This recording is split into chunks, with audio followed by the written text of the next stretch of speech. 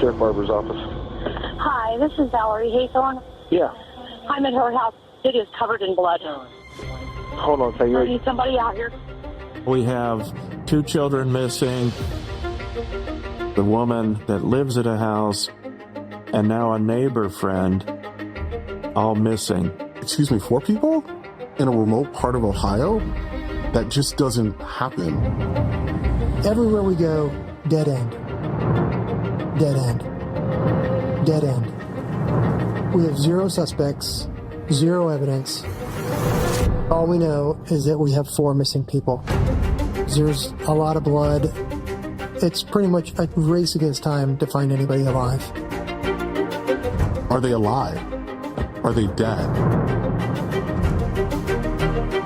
The first thing that I am struck by is there are tons of leaves everywhere. This is an unbelievable set of circumstances. It's like a house of horror. I'm sorry.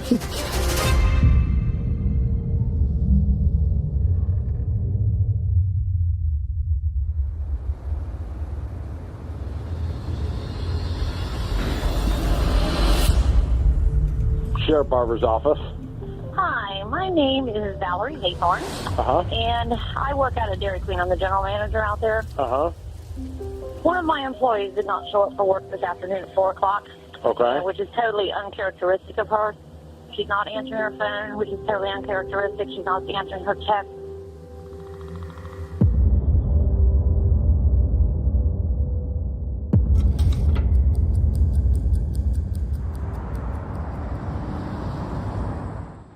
Tina is a single mom. She has 2 children from a previous relationship, Sarah and Cody. She's a wonderful employee, always on time, make sure that she does a good job. On Wednesday, November 10th, she doesn't show up. The manager, who's worked with Tina for a long time, said this is so unusual for her not to be here. She would always call or text if she wasn't coming. Knox County only has about 65,000 people. Knox County is the type of place where you grow up, you know everybody. People go to school together, people work together. So her manager called the police and said, something's wrong here.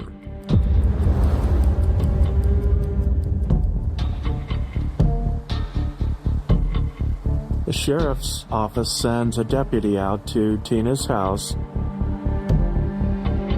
He sees the blue Ford F-150 in the driveway, assumes that maybe she's there, goes up and knocks on the door.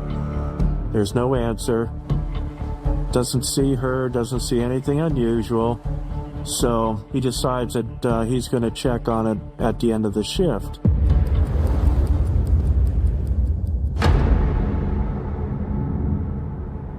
He goes back at 11 p.m. and he notices that the blue Ford F-150 is gone. Bangs on the door really loud, looks in the windows, can't see anything, so he assumes that she had come home, got into her pickup truck, and took off.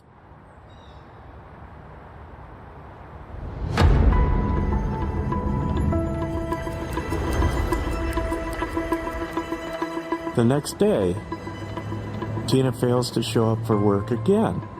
The manager goes to her house thinking, hey, I just need to make sure that everything's okay. She does a welfare check. And that's when she realizes, wait a minute, something's not right here. She's so worried that maybe something happened. She walks around to the back of the house and she notices that she can get into the house through one of the back windows. She has no idea what she's about to find. Sheriff Barber's office. Hi, this is Valerie Haythorne. Yeah. I'm at her house. It is covered in blood. Okay. Hold on a second. I need somebody out here. Okay, let me transfer you. Hold on. She continues into the house, and as she turns to go down the hallway towards the bathroom and the bedrooms, she stops.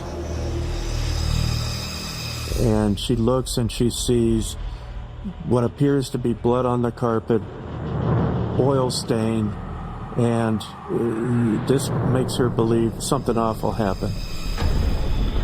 Hey, I've got Valerie Hawthorne on the phone. Okay. She's down at Kings Beach Drive. That's where that female's missing from. She got into the house and said the whole place is covered in blood.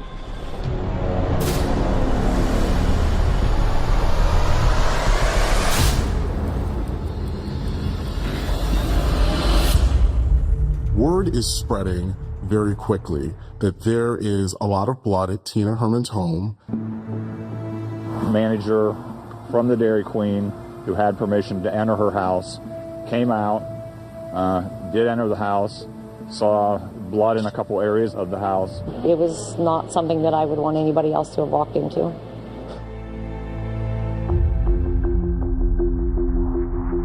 Here's a picture that was taken during crime scene processing of some of the blood and that on the floor. You know, we see the blood. We know that something violent happened at the house, but not sure exactly what we have.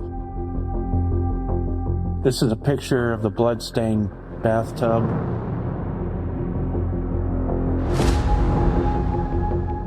Oh, it's pretty messy.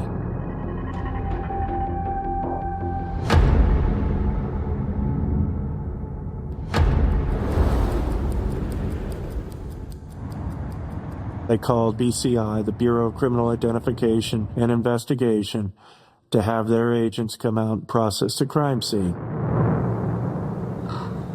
And when they arrive at Tina's house, just as they're getting there, Tina's boyfriend shows up.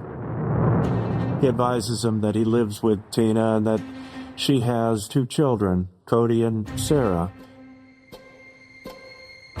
At this point, who all is missing? Uganda, so we make contact with telling us that they were not in school on Thursday. Now we have 2 children missing and Tina, so all of them are missing at this point. The crime scene guys move into the garage and they see their Jeep parked in the garage. We run the license plate number and comes back to her neighbor, Stephanie. Now we've got, the woman that lives at a house, her 2 children, and now a neighbor friend that may be involved in this as well, and all missing, and no indication of where they are. 4 people in a remote part of Ohio? That just doesn't happen.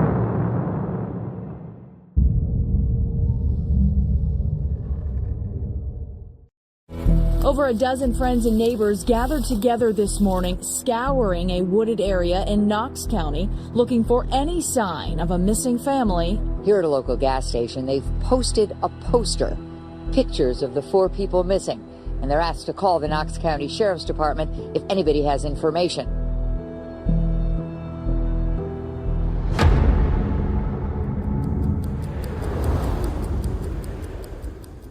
Tina, by everything that I know about her, is really a good person, very dedicated worker, dedicated to her children. Just your regular mom, good person. Sarah's a typical 13-year-old girl. She does well in school. Sarah loves to play different sports and things. Her younger brother, Cody, is 11 years old. Good kid, just a typical boy, rambunctious and, full of energy. I worked at Dairy Queen, and that's where I first met Tina. Tina brings her kids, Sarah and Cody, to Dairy Queen with her to work sometimes, and they'll help us. And we just have fun talking to them, joking around with them, goofing off with them. You would like Tina. She is such a bubbly person.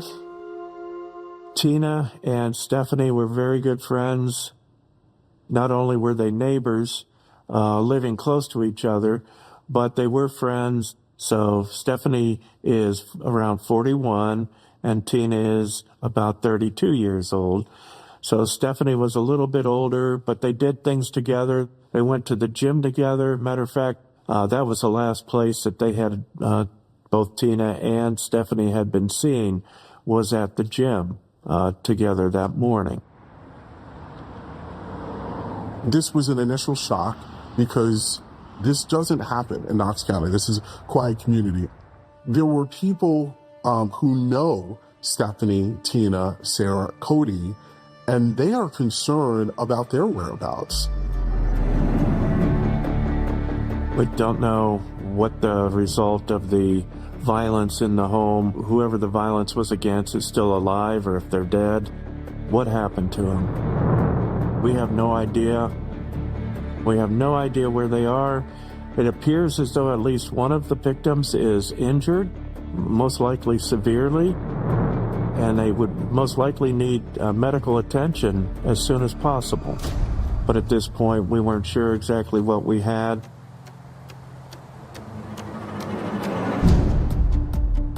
We need to use the media to get the word out about our missing people.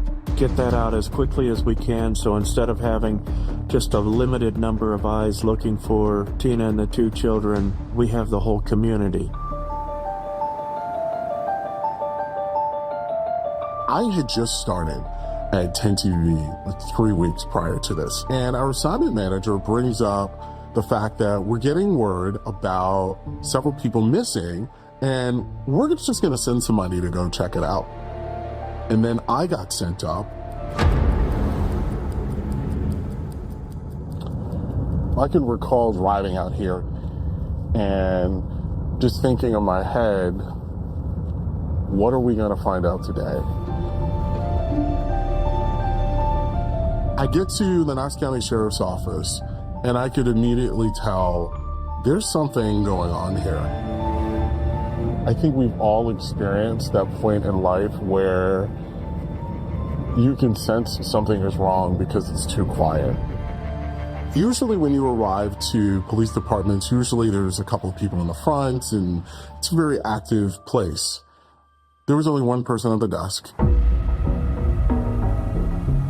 What I learned later on was that everybody was sent out.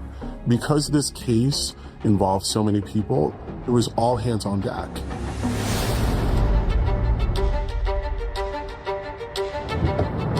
The first press release or the second press release that came out said that there is a large amount of blood at Tina's home.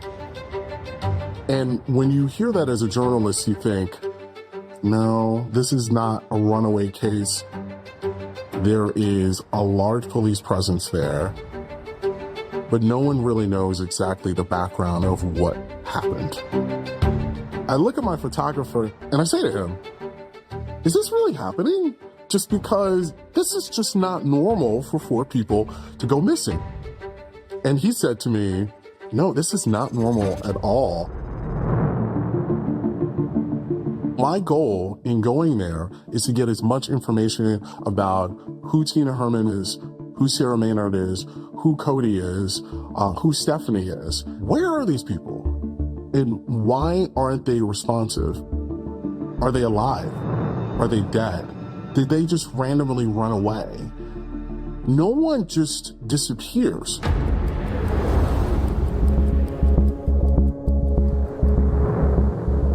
I'm in the office in Columbus, Ohio. Harry called and said that they had a really horrendous crime scene. They hadn't determined a suspect yet. There was going to be a lot of interviews that needed to be done, and asked, who on the squad can come up and assist. My specialty on the task force was cellular phones, so I figured, well, I'm going to be working with cellular phones when I get here. So I'm tracing both Tina and Stephanie's phones, but they haven't been used. Where are they? But what that tells us is that they're now no longer in communication with anybody. They're not using their cell phones. They're not making purchases. We're not finding them at home. It's almost like they disappeared off the face of the earth. Been looking into what The community is on the lookout. They search trails along the Kokosing River. It's a search that's getting more and more desperate. We need to, despite what the end result, we need to find them. I think something bad happened. Greg Borders still in shock that his live-in ex-girlfriend, Tina Herman, has seemingly vanished. Her two children, 13-year-old Sarah and 10-year-old Cody Maynard, along with family friend Stephanie Sprang, all gone too. It's very frustrating. I mean, I'm sick to my stomach over this. The suspects are obviously the boyfriends of both Tina and Stephanie. She is dating a guy named Greg. Tina and Greg have been struggling, and Tina was looking to move out. Anytime you have a case like this, you're always going to look at all of the familial relationships. Tina's boyfriend says, hey, I left for work Wednesday morning. I had plans to go golfing with my friend. So after work, I spent the night at his house. Stephanie's boyfriend said, all I know is she didn't come home. So I'm thinking, okay, well, I want to know what these boyfriends, do they both have phone numbers? Can I get their numbers? I need to get on top of their records and see if I can verify their statements. Well, listen, I'm glad you came here because, we're going to talk to you just like we're talking to everybody. This is kind of what we do. I literally have 2 stacks of phone records, one from Tina's boyfriend, one from Stephanie's boyfriend, and I'm looking at all of the use of their cellular phones over the last 24 to 48 hours. Greg Borders hasn't heard from Tina since he got a text message on Wednesday. Then on Wednesday, when you were working the overtime, she texted you around 11:30. Yeah. Was that on one of your lunch breaks or something? Or I didn't see it. My next break was 12:12, and I had seen that she called when I was outside smoking a cigarette. She said she had fed the dog, and that was about it. As we're looking at the boyfriend's phones, everything is checking out with what they're telling us. Their phones are using towers that would service the areas where they claim to be at, and they're not making calls that are unusual. So my associate detectives that are there running down leads on their alibis, we're all striking out. Striking out in the sense that, okay, well, these 2 guys are not our suspects. Take your time, all right?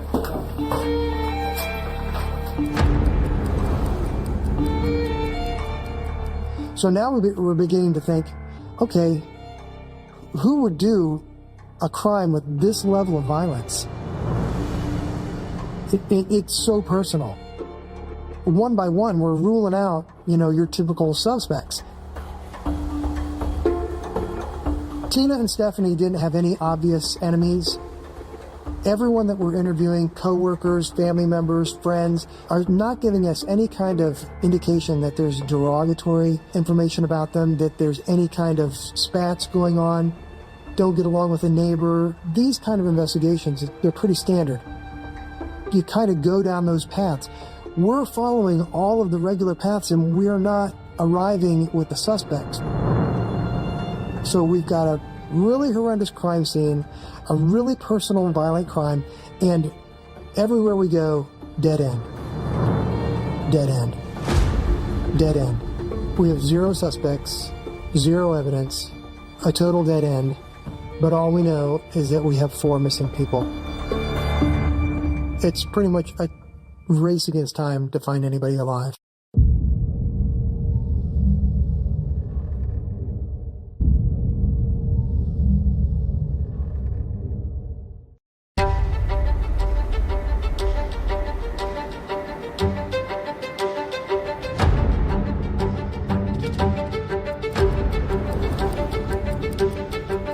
Sarah Maynard went missing Wednesday along with her mom Tina Herman, her 11-year-old brother Cody, and her mom's friend Stephanie Sprang.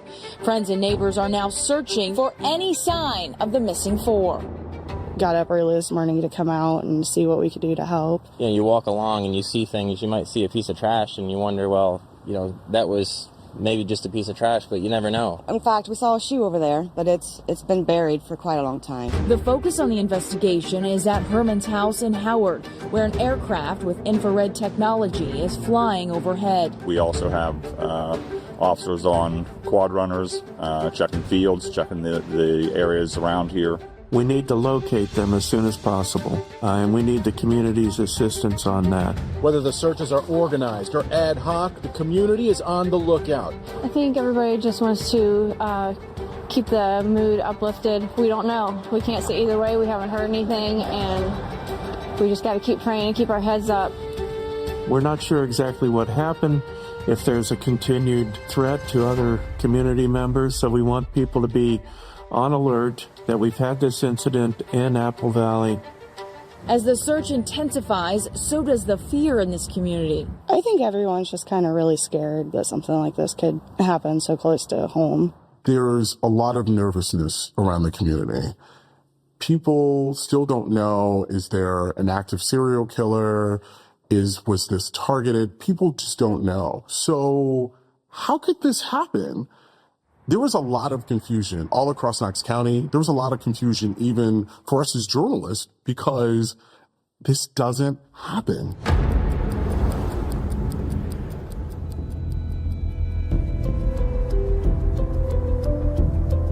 We've got our heads down and we're just looking for more leads and trying to figure out what's our next move. What are we going to do next?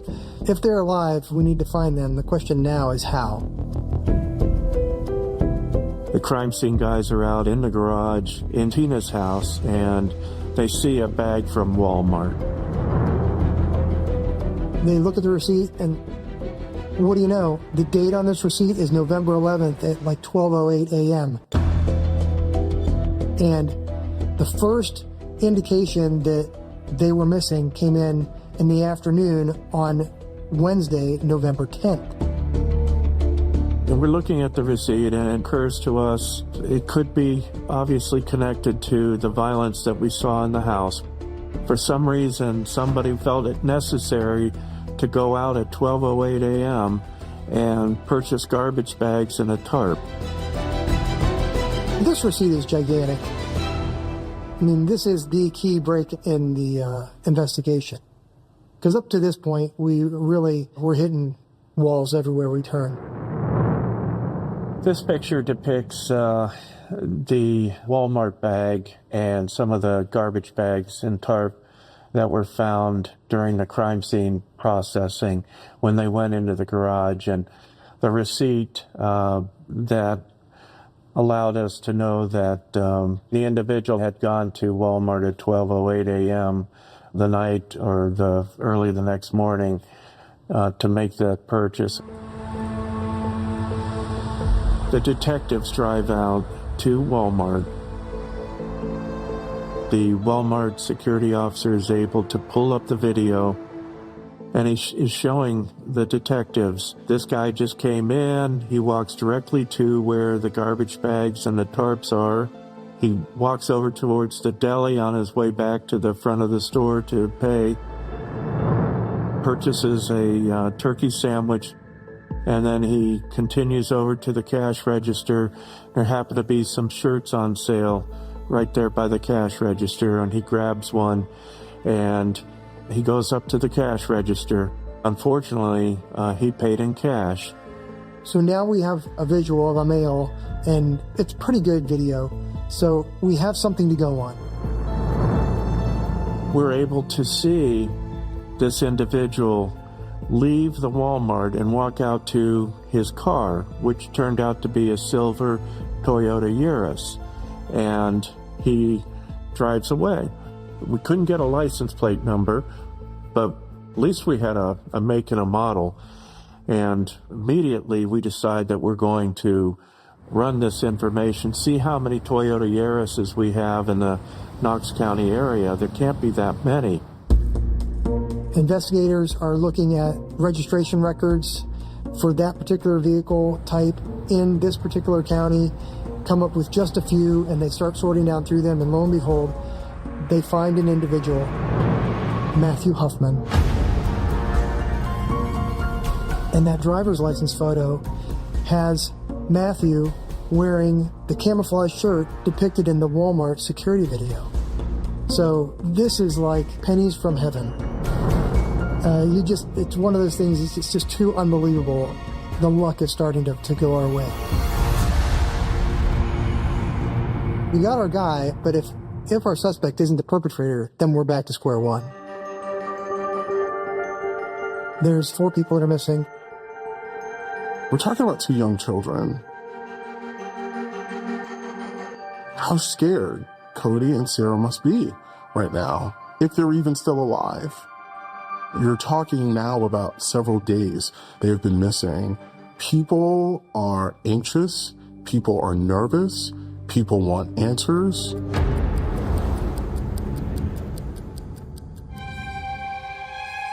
So now we have a suspect, Matthew Hoffman, and we pull up Matthew's information. So we're finding out who he is. We're able to see he had a criminal record. He's got priors in Colorado, burglary, arson. He's been in prison. And comes out after 6 years, and now he's back in Knox County. And he hooks up with a tree trimming company and starts cutting trees. Well, when they discovered that he had a criminal record, they fired him. Now Hoffman's unemployed and he's hanging out in Mount Vernon. His mom lives in Apple Valley, not too far from Tina's house. He's got a girlfriend at the time. They get into a fight and he grabs the girl and pushes her up against a wall and tries to strangle her. She contacts the Knox County Sheriff's Office and makes a report, but she doesn't want to press charges against him. So they've got this report on file that he had assaulted her, his girlfriend.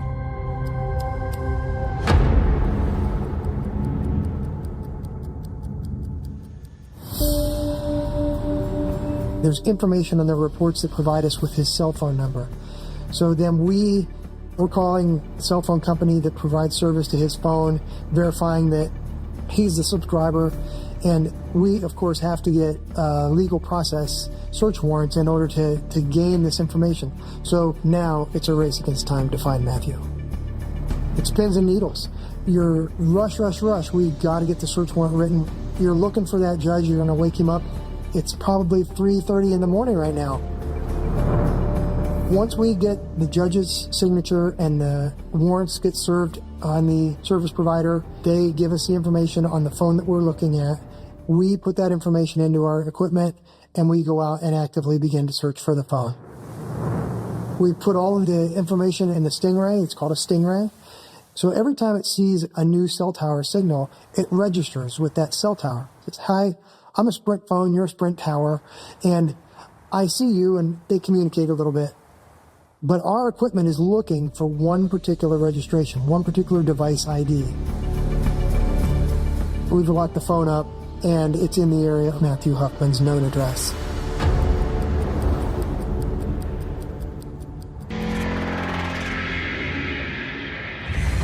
We kind of back off where we can see the house, we can still capture the signal. We notify SWAT. So Knox County has a multi-agency SWAT team. This is considered a high-risk entry that they're about to do.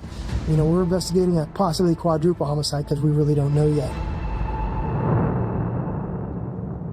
At the same time, we have a second team that's out at the lake out in Howard, Ohio.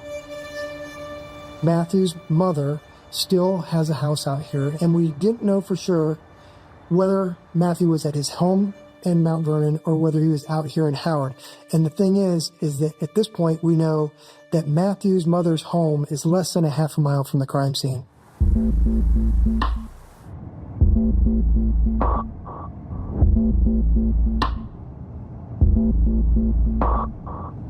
You can see from the area here that the Maynard home, it sits off by itself. It's a quiet location, lots of woods around it. Go up a small hill here, less than half a mile away from the crime scene, is the house that Matthew Hoffman's mother and stepfather lived in. So he was very familiar with the area. We don't want to hit one place that might tip off Hoffman that we're looking for him, so we want to hit both locations at the same time. We're going to wait until 8 o'clock. It's going to be light by that time. We'll hit both locations simultaneously and see if we capture him.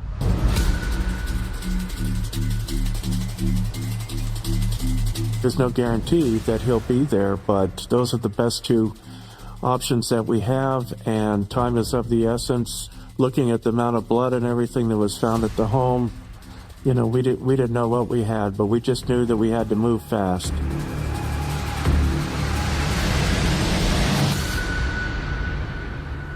Well, we left the sheriff's office and went to our two locations. We made contact with each other. And, hey, are you guys all set up? You ready to move? And we were all set to go. We had the warrants.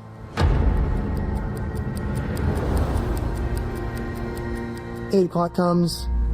We don't have any idea what we're going to find when the doors come open. We don't know whether there's anybody else involved.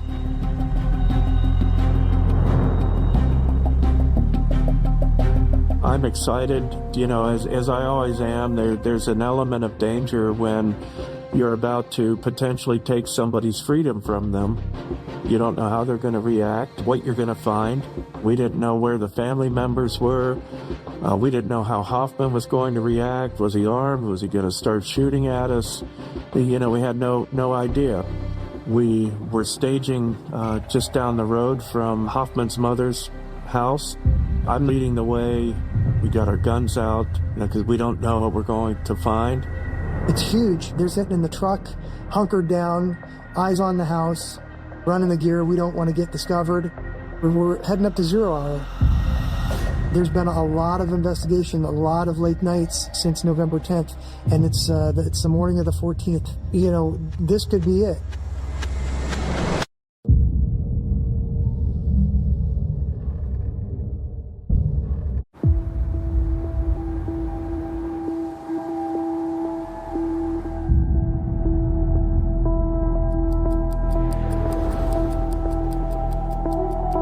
I'm at the mother's house, and at 8 a.m. we hit both locations and pound on the door. Hi. Let us in. And a couple other gentlemen came to the door and the credentials and said, we're FBI. Matthew here. Deputies are announcing. At this, we knew that Matthew had his mother's address, you know, or were any of the family members there. So basically struck out at that home. I thought I'd call the other team at Hoffman's house, make contact, and see if they had any luck. SWAT teams do a knock and announce. Matthew, come to the door. Matthew's at the door. Here's a mess, kind of just disoriented, lets us in. All moments of relief. There's no struggle, there's no fight, almost as though he knew that this was going to happen.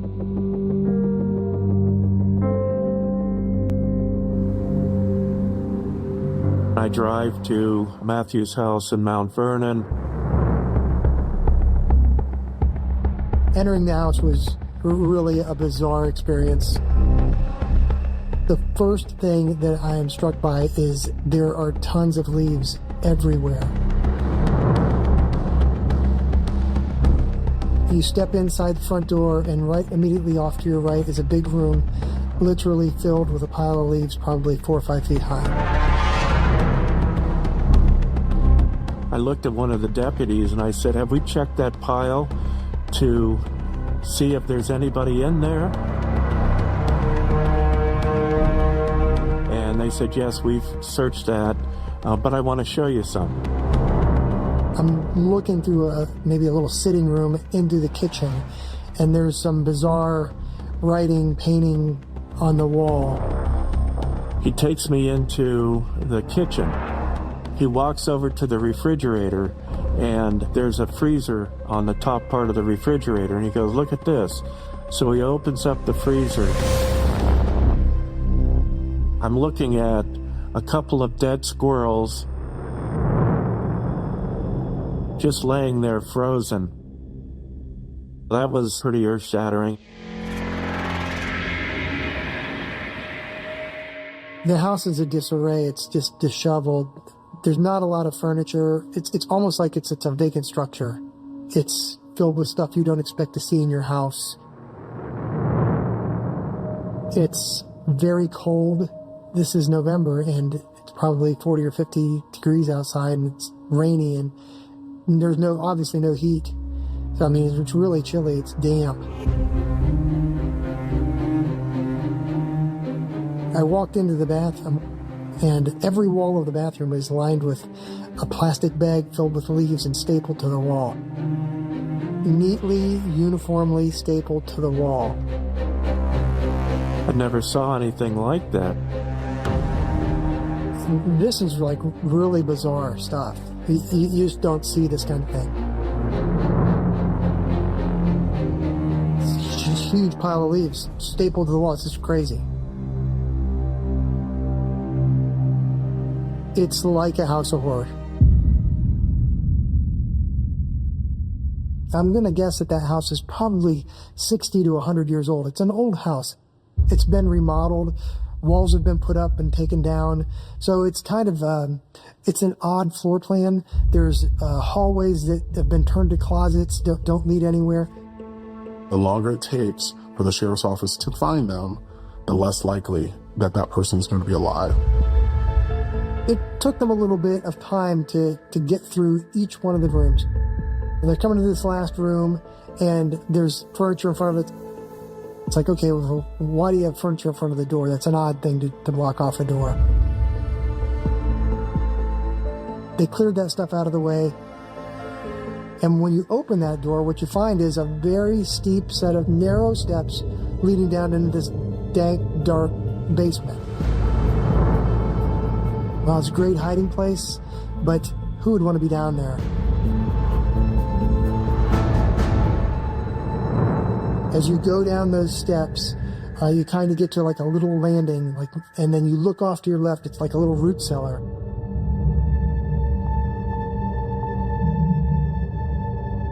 Within a few minutes, I was face to face with Sarah Maynard.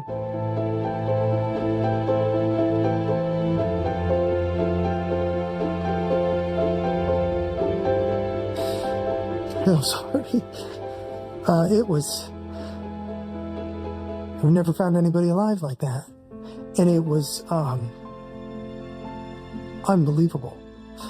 I mean, we rescued this girl, and it was unbelievable. It gets communicated back on the police radio that, you know, we've got a girl in the basement, and she's alive. When we got confirmation from the sheriff's office that Sarah is alive and well, there was not one person in this town or in this community that didn't rejoice.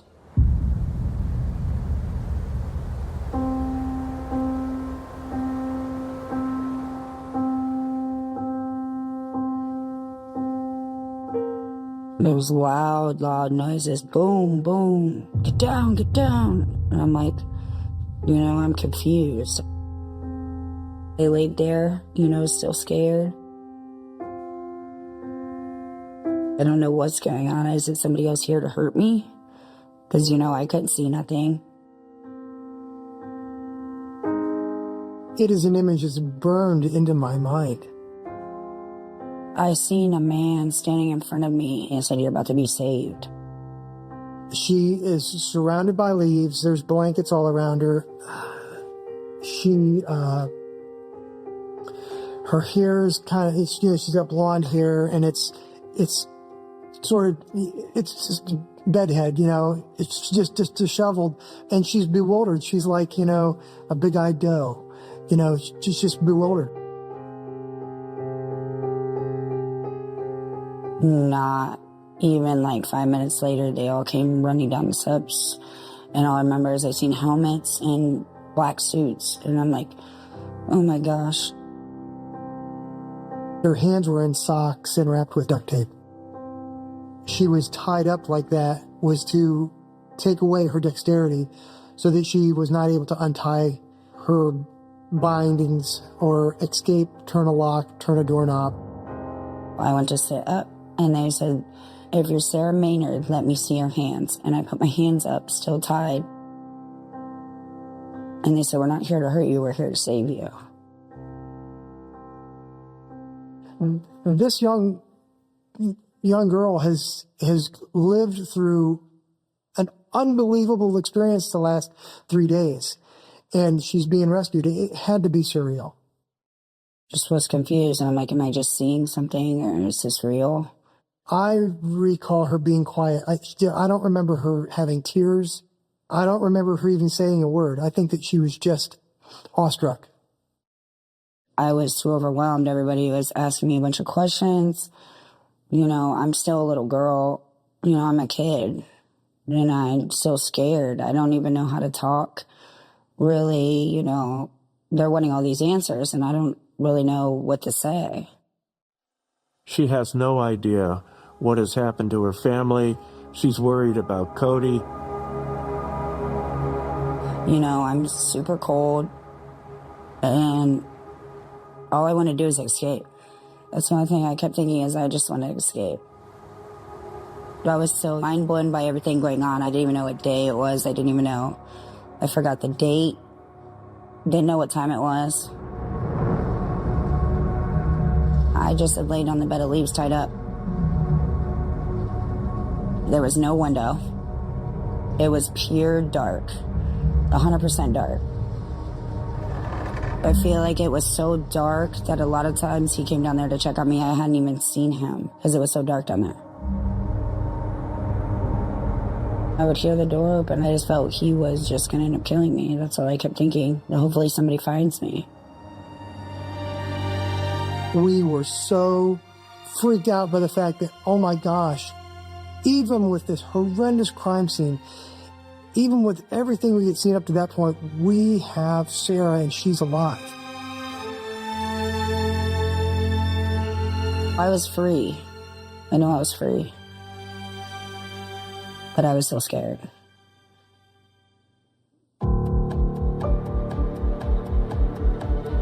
They've arrested Matthew and they've located Sarah, but we still have 3 people missing. Now, you know, it's doubling down on the search of the house. Maybe we're going to find somebody else. I go back up the stairs and I'm walking around the house. The SWAT team does room by room search. SWAT's cleared the house. Immediately, though, you go from joy to where the heck are these other people at? They take me to the hospital, and then I'm sitting there, and then there's a TV on, and they have my story on the TV. Sheriff, are you still treating this as a missing persons, or is this now a murder investigation? As of right now, we have no one that we are aware of who is deceased, so it continues as a missing persons investigation. I'm like, oh, that's my mom. That's my brother. And then Stephanie. And I'm like, what the heck? We're missing. The minutes feel like hours. The hours feel like days. And the days are feeling like weeks. We still have 3 people missing. We've got Tina missing, we got Stephanie missing, and Cody missing. I need to find out those answers so we know what we need to do to recover them. Even after Matthew Hoffman was arrested, the story still wasn't over.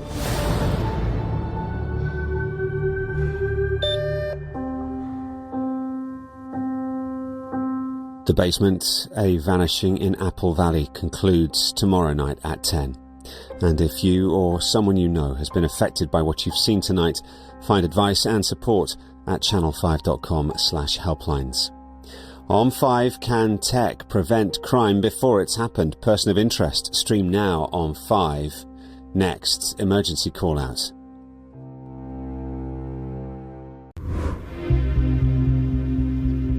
It's a typical December morning in suburban Georgia in 2004 when 7-year-old Dalton Corbin opens the door to his parents' room to ask about breakfast.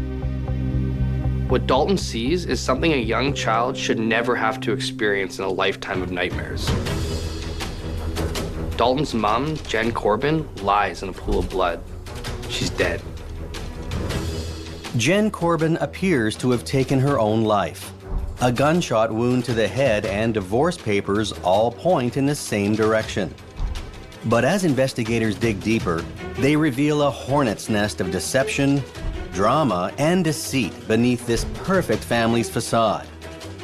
And when secrets from the past, buried for 14 years, are unearthed, the truth finally comes to light.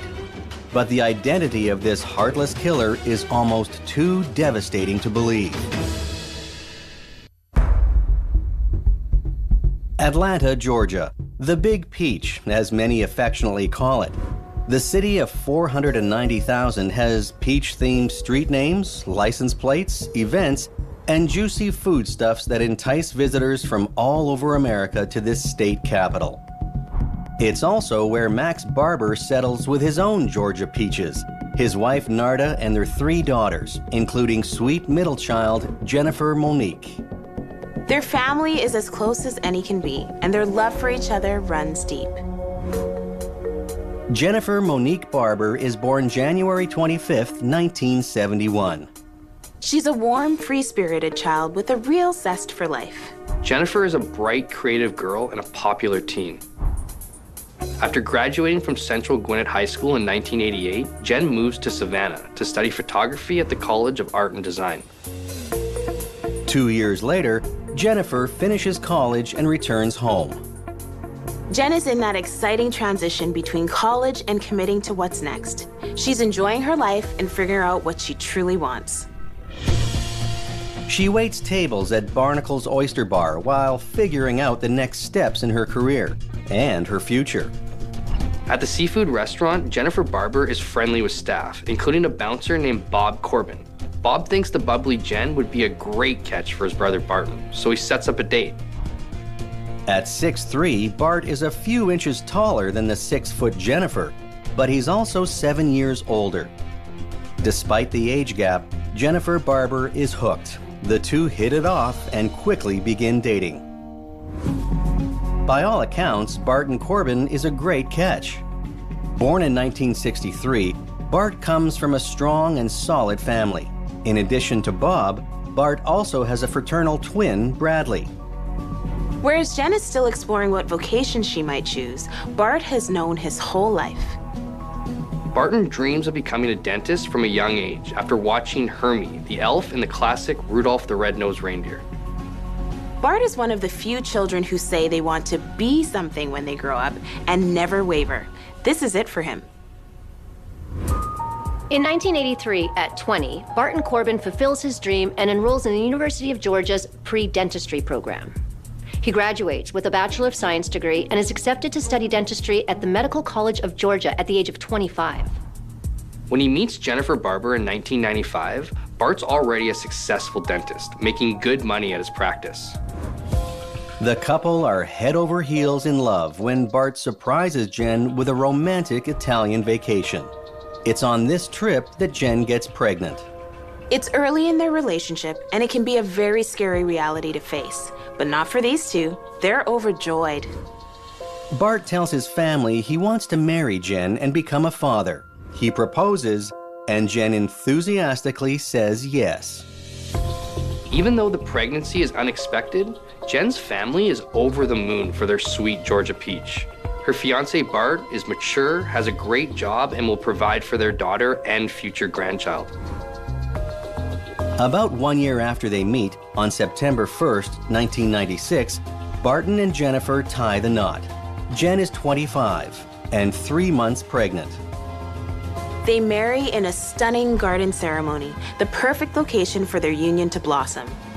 Jen is so excited about their life together that she doesn't even care that the hem of her dress is muddy. It's one of the happiest days of her life.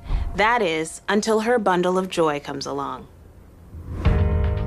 On March 12, 1997, Jen gives birth to their son, Dalton. Jennifer and Barton Corbin and baby Dalton settle into the town of Buford, Georgia, about 35 miles northeast of Atlanta. Buford is a small city of about 14,000 residents. In 2008, CNN Money ranks it as number 3 in its annual 100 best places to live and start a business. It's a good place for Bart to grow his dental practice and for the young couple to raise a family.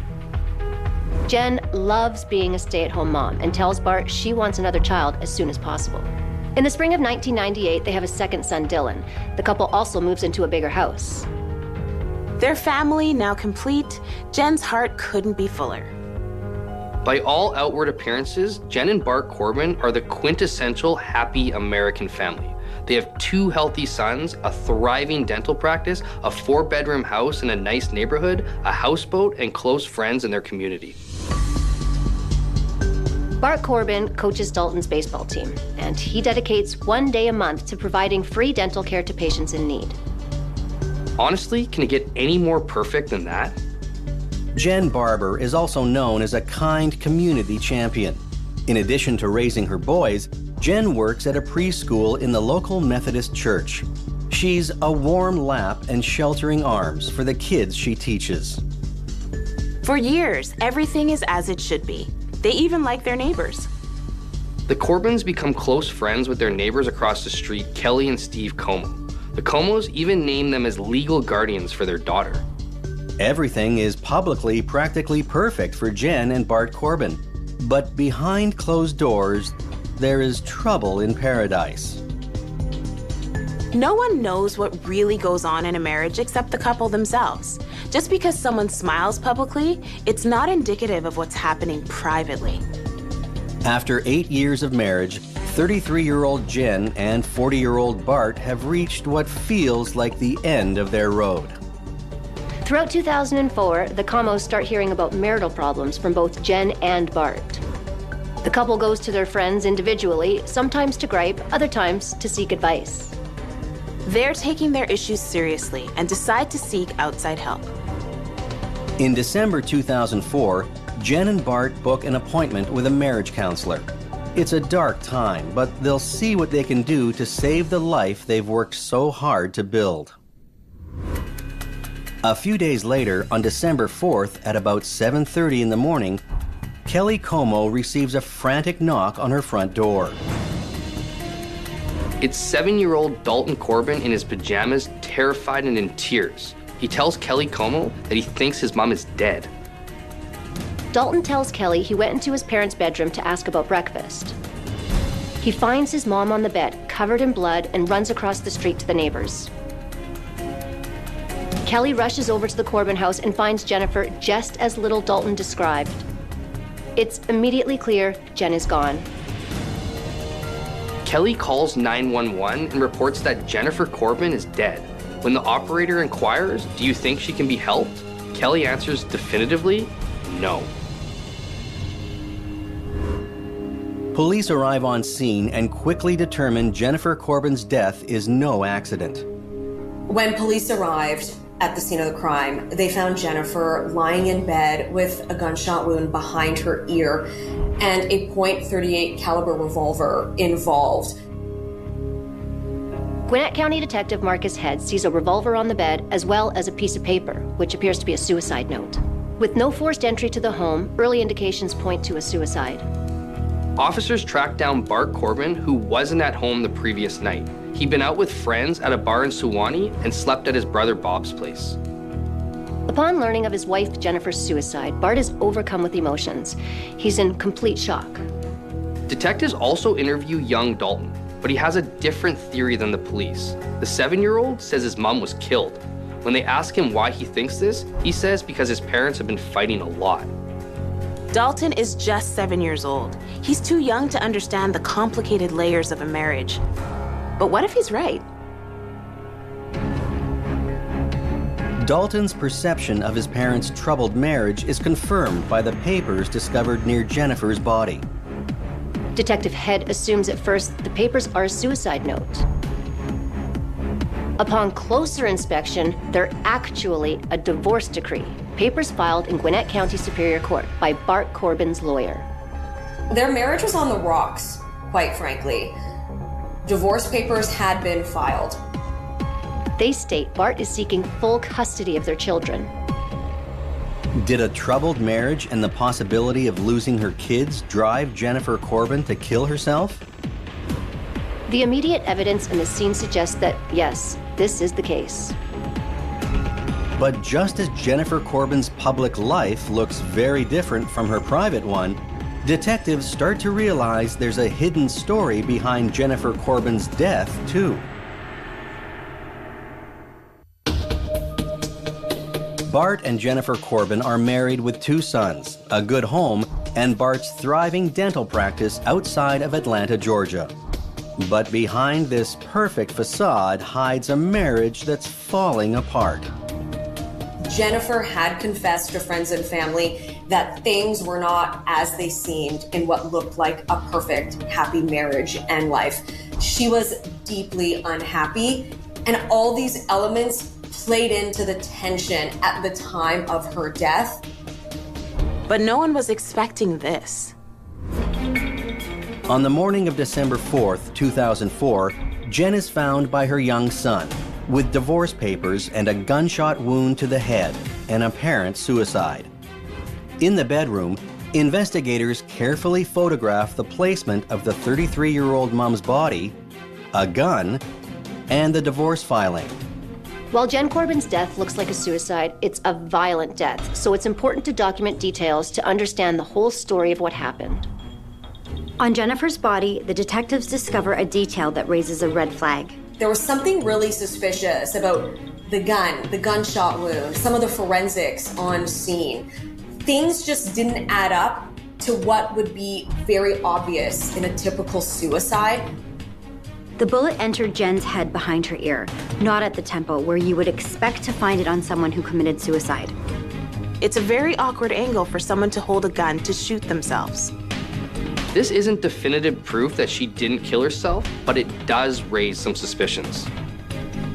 Investigators decide to follow their hunch.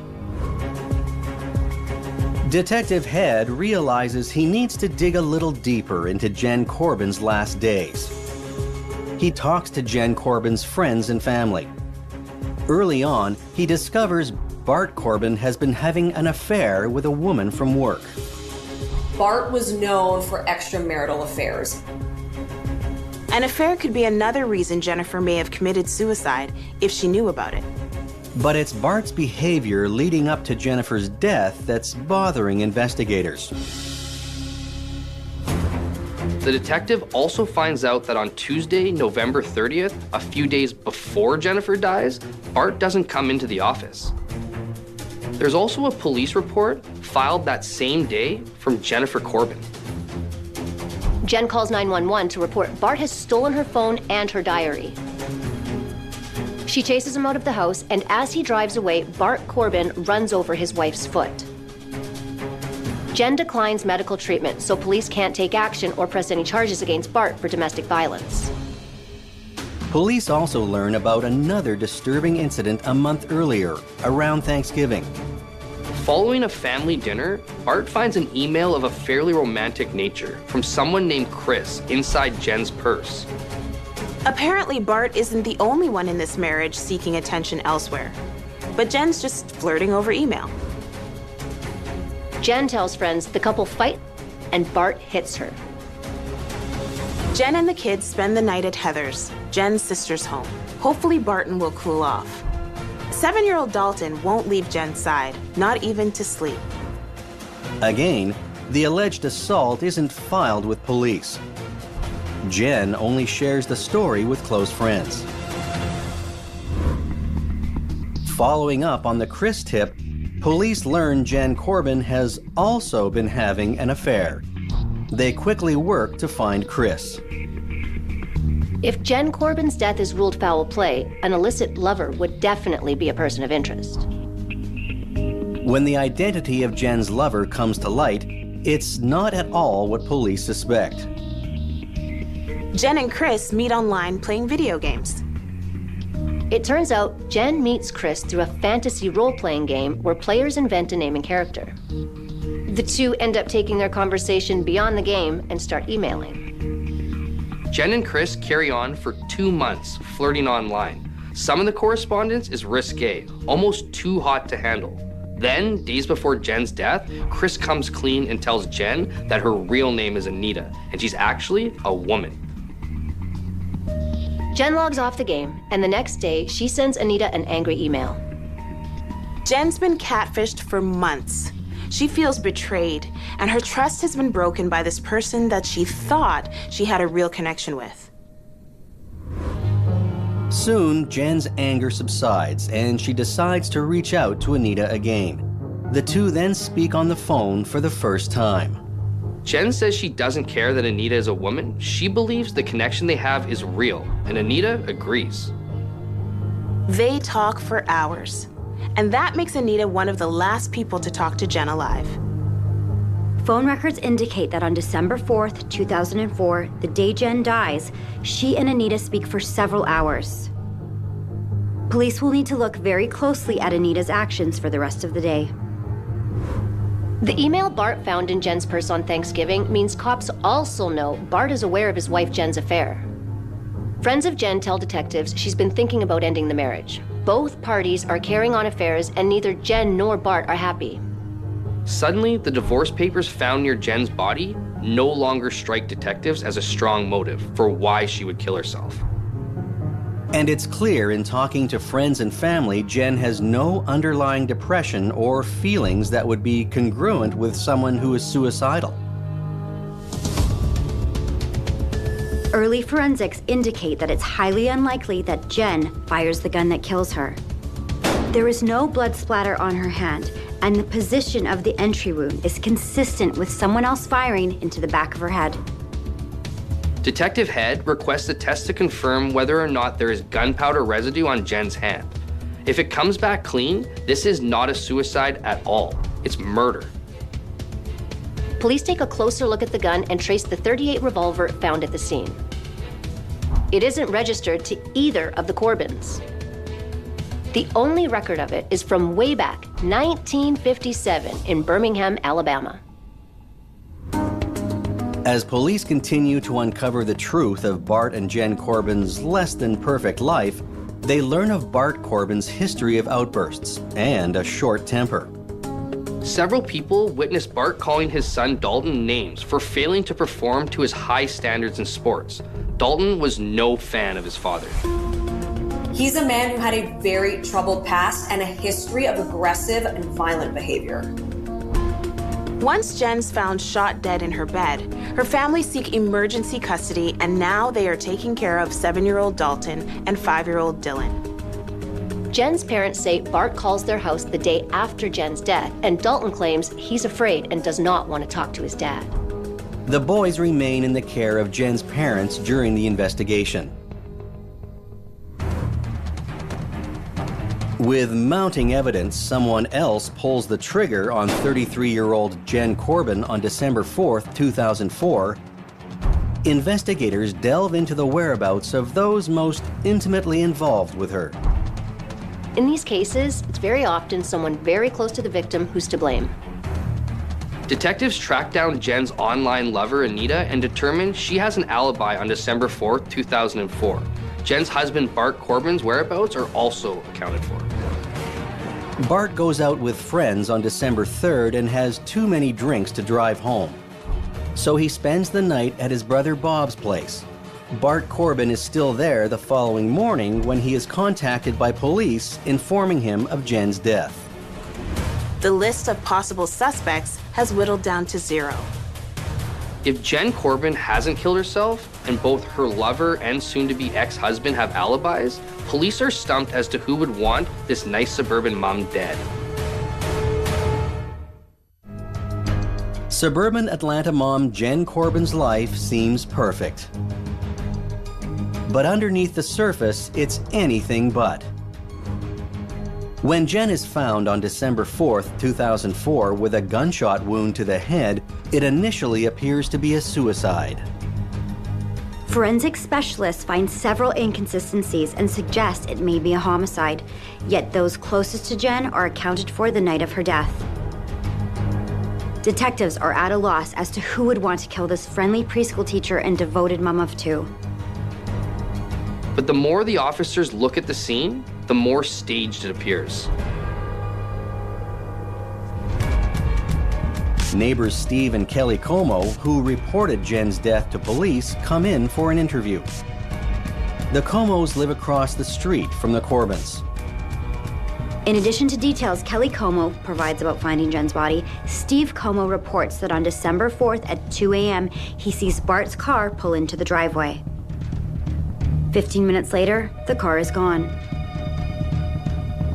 It's the precise window of time, according to forensics, when Jen Corbin is shot. Even though the witness doesn't see Bart Corbin, just his car, it's enough to tell Detective Head that Jen's husband's alibi may not be as airtight as it appears. As Detective Head starts to pick apart Bart Corbin's recent past, he receives a call about Bart's history, this time from long, long ago. Miss Day, a colleague of Jen's from Sugar Hill Preschool, is out with her cousins and mentioned Bart Corbin's name. They want her to be cautious around Corbin. They all went to dental school together, and his girlfriend at the time died from a gunshot wound to the head. That's one heck of a coincidence, if it is one. Bart's deceased girlfriend from his dental school days was 27-year-old Dorothy Carlisle Hearn. The similarities were just too eerie to ignore. The 14-year-old case is never solved, and while it appears the young girl commits suicide, it's rumored Bart killed her. It's an explosive revelation for police. The scenarios are astoundingly similar. Detective Head makes a beeline for any information he can find about Dorothy Hearn, whom everyone calls Dolly. Just a 1 hour and 45-minute drive away, and Detective Head is face-to-face with Dolly's parents. Detective Head speaks with Dolly's parents, Dr. Carlton Hearn and his wife Barbara, at their home in Washington, Georgia. The Hearns detail for police the events leading up to 27-year-old Dolly's death on June 6, 1990. Dolly is a dental student when she dates Barton Corbin for a short time. When the relationship ends, Barton begins a program of harassment. Dolly's parents suspect him of vandalizing her car, stealing her dental equipment, and even kidnapping her pet cat. This is all backed up by police records from the time. Dolly even told her parents that Bart put hairspray in the contact solution to irritate her eyes and stole her mail. The harassment is relentless, so Dr. Hearn gives his daughter Dolly a gun to protect herself. A .38 caliber handgun, the same gun used to shoot Dolly Hearn in the head and cause her death. With this new information, Detective Head goes to District Attorney Danny Porter to dive into the two cases of Dolly Hearn and Jen Corbin. Through their investigation, several similarities come to light. The gunshot wounds in both cases are notable.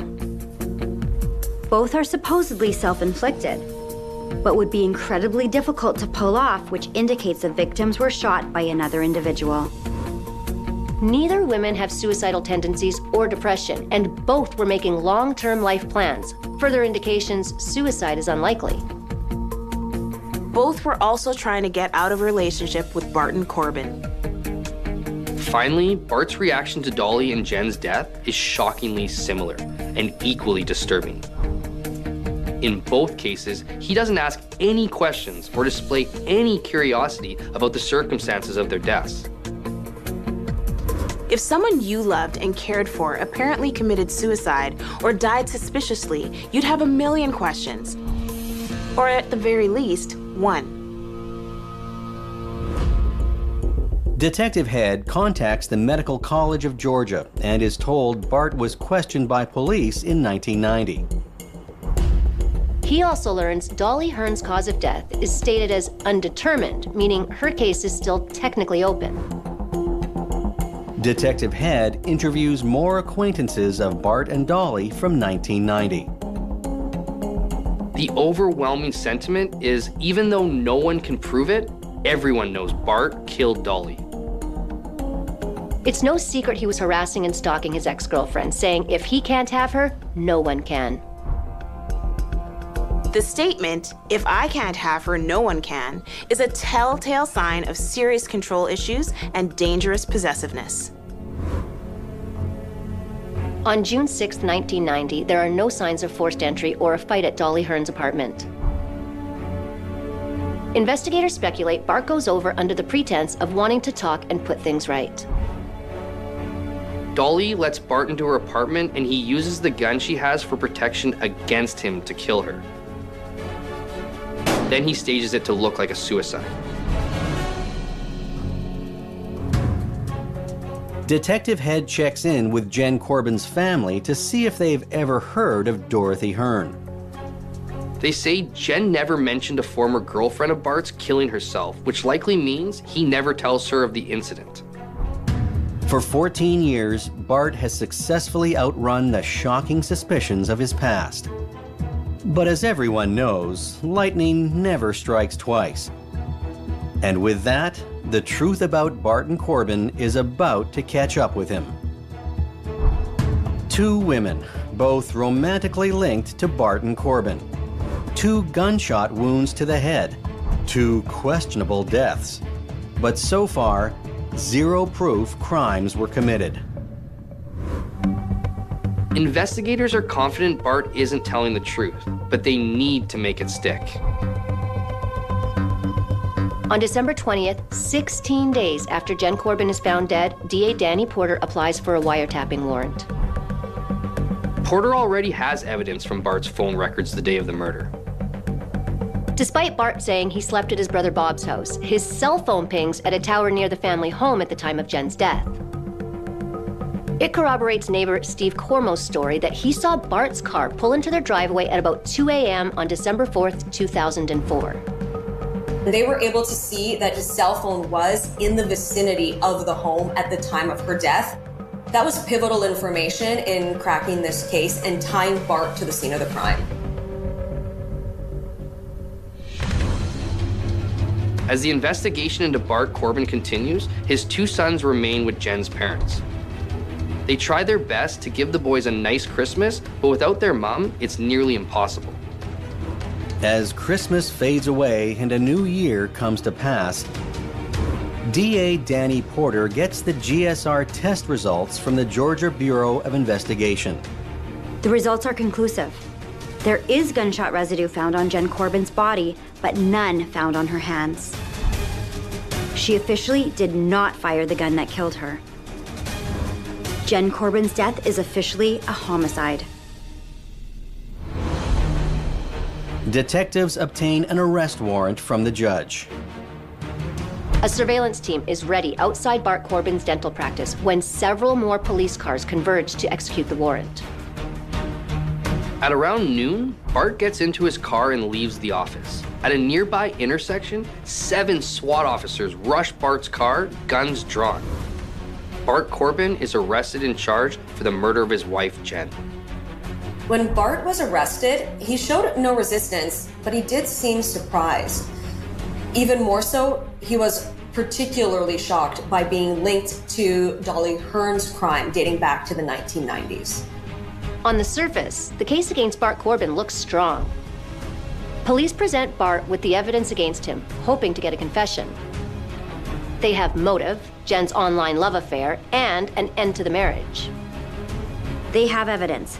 Bart's cell phone pings near Jen's house when she dies, divorce papers strategically placed by her body, Bart's vehicle spotted in the driveway at Jen's time of death. And they have Dolly Hearn. Despite it all, Corbin refuses to answer any questions relating to his wife or Dorothy Hearn. Although the prosecution's case may seem strong, the fact of the matter is that there really isn't that much slam dunk evidence. Every piece could be refuted in court. Bart's wife Jen is having an affair, but so is he, and he files for a divorce. That takes jealousy as a motive off the table. But he did file for sole custody, and he might think that the best way to ensure that might just be to get rid of Jen altogether. There are no witnesses that actually see Bart go into the house or fire the gun. The defense could argue someone steals his car and commits the murder. And as for the Dorothy Hearn case, it's stone cold. There's no physical evidence that puts Bart Corbin at the scene. A key piece of evidence missing in investigators' case for Jen Corbin's shooting is the origin of the murder weapon. The .38 caliber gun isn't registered to either Bart or Jen. If police can link the gun somehow to Bart Corbin, then they'll have conclusive evidence to tie him to Jen's murder. Detective Head traces the gun to Kansas. From there, the gun finds its way into the possession of one Richard Wilson, who lives in Troy, Alabama. Wilson also happens to be a buddy of Bart Corbin's. Police interview Wilson several times, and he denies ever having ownership of the gun or giving it to Bart. With a mountain of evidence, but no smoking gun, investigators feel so close, but yet so far. They're beginning to wonder if they'll be able to mete out any justice for Jen Corbin or Dorothy Hearn after all. Georgia mom Jennifer Corbin's killing in December 2004 bears a striking resemblance to an unsolved death 14 years earlier. The common denominator in both cases? Barton Corbin. Bart is arrested, charged, and pleads not guilty. The DA builds a strong case against him, but a lack of physical evidence may prove as an insurmountable obstacle for a jury to overcome.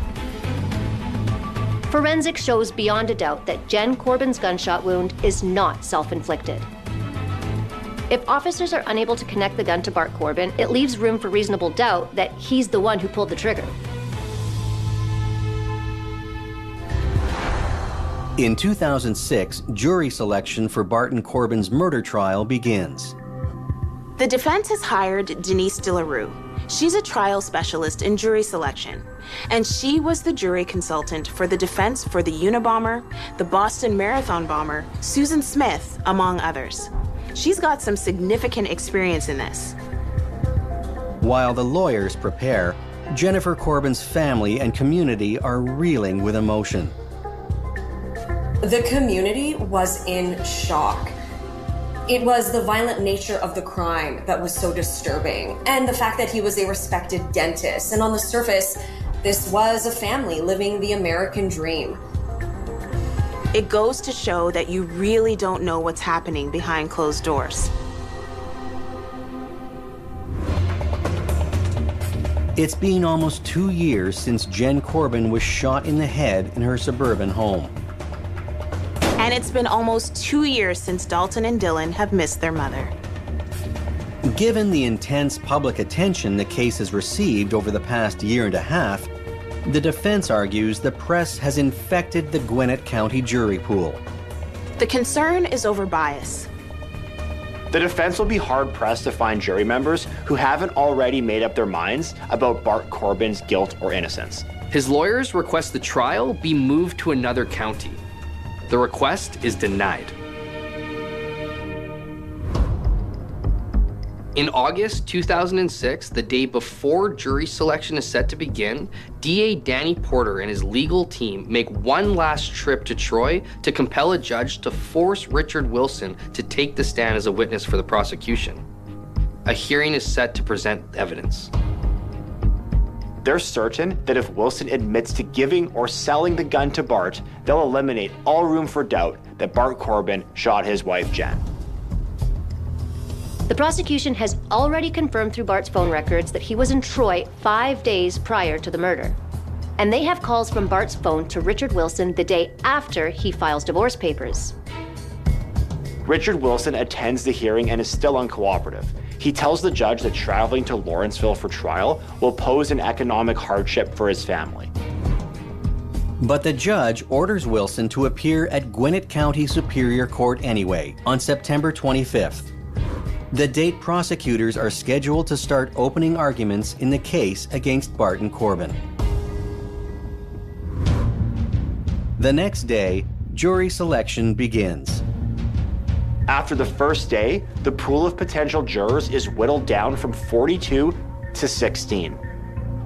On the second day of jury selection, a legal aide enters the courtroom and slips DA Danny Porter a note.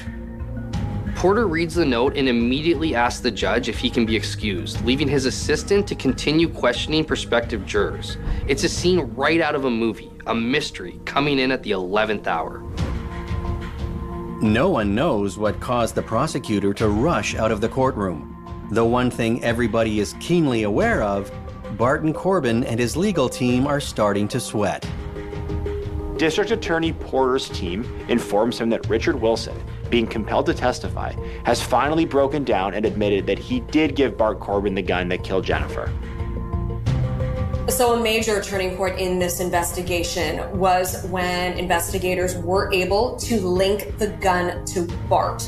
It was purchased in Alabama, and they were able to link that to Bart through an acquaintance, a friend that he had. This was a turning point in the case. It meant that this gun didn't just randomly appear out of nowhere. For investigators, the origin of the gun has been the biggest hole in their case. Now there's no refuting the evidence, and the fuzzy circumstances of what happened to Jennifer Corbin become crystal clear.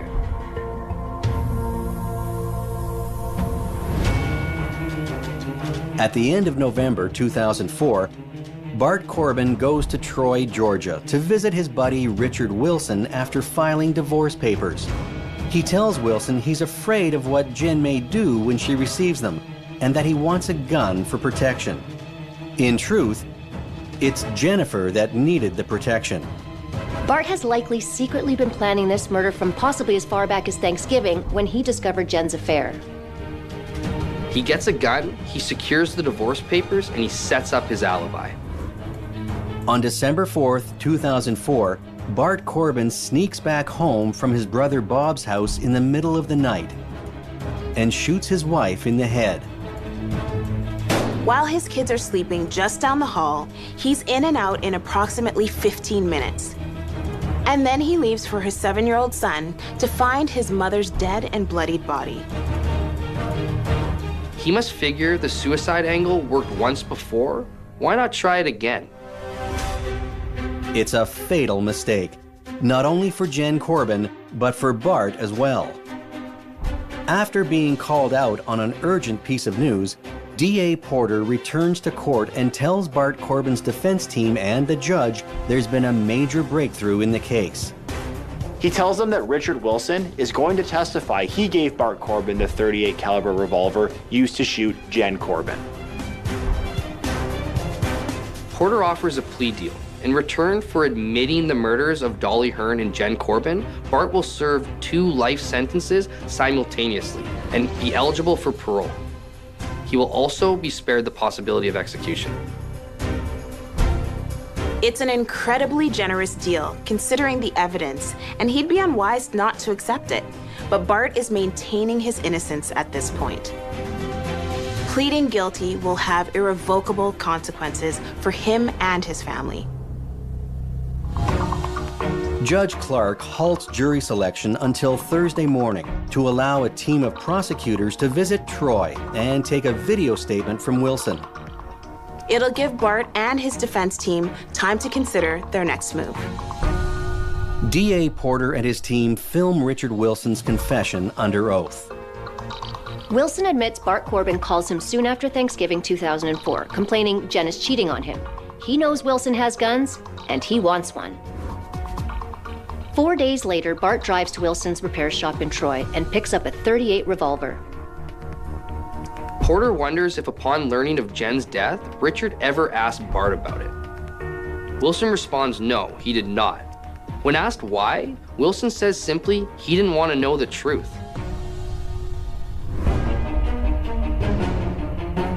The prosecution sends a copy of the tape to the defense team to review and make a decision regarding a plea deal. The following day, jury selection is supposed to resume. Bart never ended up going to trial. He accepted a plea bargain in the deaths of both Jennifer and Dolly, and that led to a conviction. Bart's family is in the gallery. At this point, they have no idea what's going on behind the scenes, but Bart knows it's over. He asks his family to exit the courtroom. Bart doesn't want his family to hear him confess to the murders of Dolly Hearn and his wife, Jennifer.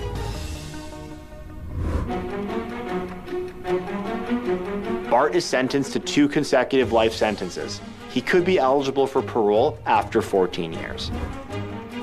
Outside, DA Danny Porter tells the press he doesn't believe Corbin will ever go free.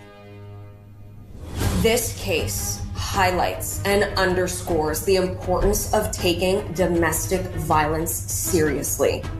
In the case of Jennifer Corbin, there were signs that there was very unhealthy, very dangerous behaviors at play behind the scenes. Inside, the families of both Jen and Dolly cry and hug each other. They've all lost a daughter, a sister, a mother, a friend. The impact on the families was particularly devastating. For Jennifer's family, not only did they lose a daughter, but Jennifer had 2 young sons. Those 2 boys are forever impacted by not having a mother in their lives.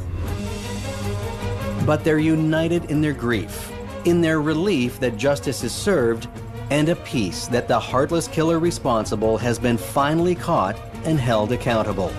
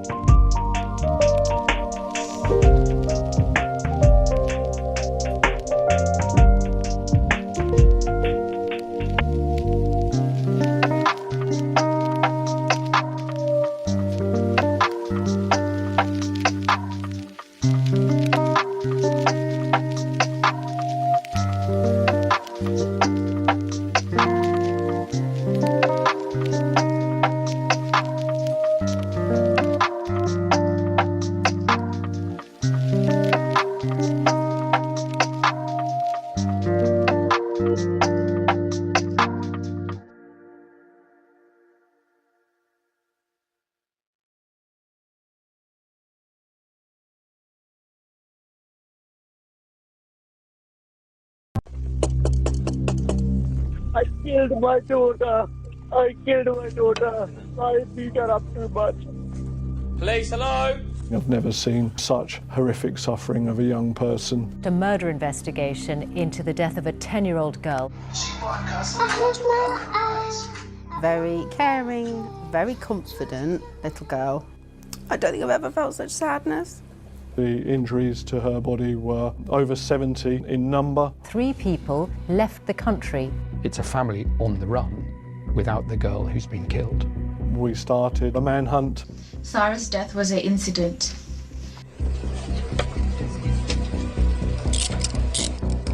Do you love Sarah? No comment. Did you care about her at all? No comment. Visible shock in the court. Some of the jurors' mouths literally dropped open. It was one of the most extraordinary days of evidence that the Old Bailey has seen in recent years.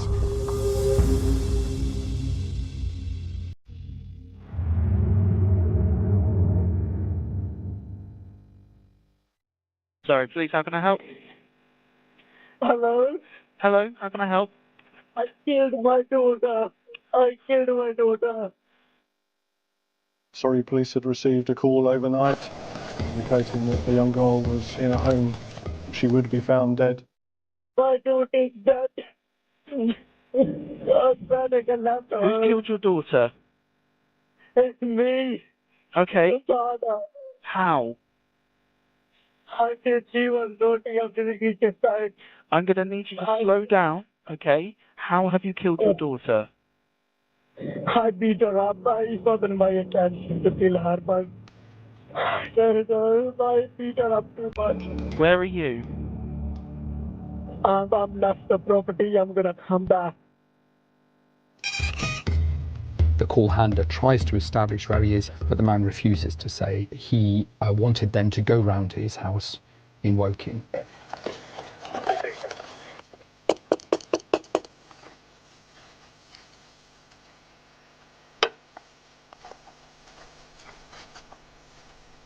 Police!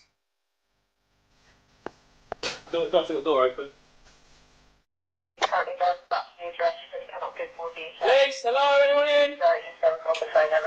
And officers managed to secure entry to the property.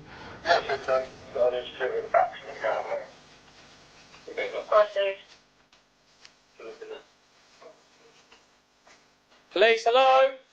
Very clean and tidy property, very sparse in terms of its decoration. Police, hello? And officers made their way as they were directed to one of the bedrooms where they found Sarah's body. Sarah was lying on the bed. She was very peaceful in how she looked. And officers found a note that was just next to Sarah's body. Love you, Sarah. Whoever see this note, it's me, Urfan Sharif, who killed my daughter by beating. I'm running away because I'm scared, but I promise that I will hand over myself and take punishment. When I think of Sarah, my immediate image of her is her smile. She had the cutest, biggest smile with her little cheeks. And that is the first thing that pops into my head. Sarah was a very caring, very confident little girl. What we remember is she was an absolute chatterbox. And she wanted to just talk to absolutely everybody and anyone. She loved singing and dancing.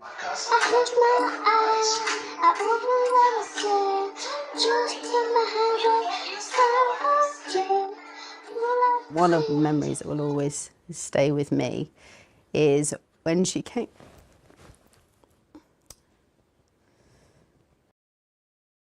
On Christmas, she wrote a song. And her and her little friend had written lyrics. And so she came to my office. Mrs. Chambers, we've written a song. We want to share it with you.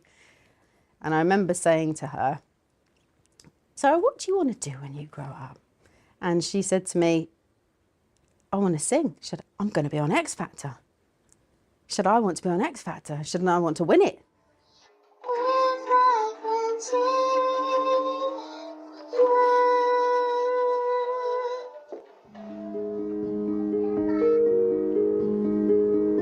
Sarah was born at Wexham Park Hospital in Slough into this very, very difficult family environment. And in fact, within about the first year of her life, she's been in temporary foster care twice. Irfan Sharif, the father, he'd come over from Pakistan. He worked as a taxi driver in Woking. Sarah's father had a history of violence. He'd been violent to previous partners, so it's a very difficult start to life. But ultimately, she ends up living with her mother, Olga Sharif, a Polish woman that Irfan Sharif had met in Poland and had married. She seems to have been quite a vulnerable character. Some allegations are made, apparently, by Sarah about violence from her mother. We'll never quite know whether they were encouraged by Sarah's father, but certainly the net result was Sarah Sharif being placed in the Irfan Sharif household. And by that time, he had a new partner, Binish Batul, who basically became Sarah's stepmother.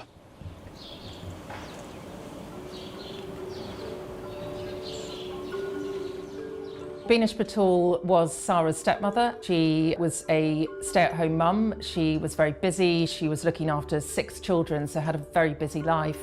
Sarah's uncle, Faisal Malik, moved over from Pakistan to the UK and moved into this small flat. And by that time, you had 3 adults and 6 children crammed into this really small space.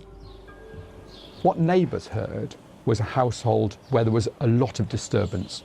There was banging, sounds of crashing, could be smacking. They hear a lot of swearing at the children. The messaging that we had between Baynash and her sisters was very important because that gave us a real oversight, I would say, of what was going on in that house at that time. Irfan is going crazy, beating Sarah up. I'm kind of having a panic attack. I have Russia and I'm literally dying. What the hell shall I do? Why? What did she do? He's literally going to break her arm or leg. I have no idea what to do. She's covered in bruises, literally beaten black. And where's Irfan? Sitting on his fat bum and playing Ludo.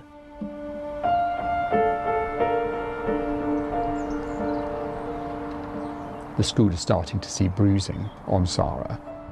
By now she's wearing a hijab. It may be that she's starting to wear a hijab to hide the other signs of bruising. And the school are concerned enough about these bruises that they see that they contact Surrey County Council. They listen to the various accounts from the parents, from Sarah, as to how it is that she's received these bruises. And after 6 days, Surrey County Council say to the school that the school should take no further action and should monitor Sarah. Soon after Sarah turned up to school with a mark on her cheek, her stepmother, Binish Batul, went to the school and she was really defensive and said it was caused by a pen. There was an entry on the child protection computer system which had noted that Binish Batul had used really foul language towards the children. Then the Easter holiday came, and on the first day that Sarah was meant to return, the school, the head teacher, got an email from Sarah's father saying that he was going to pull Sarah out of school to homeschool her. In April, the family move house. They move out of their very small 2-bedroom flat into a bigger semi-detached house in Woking.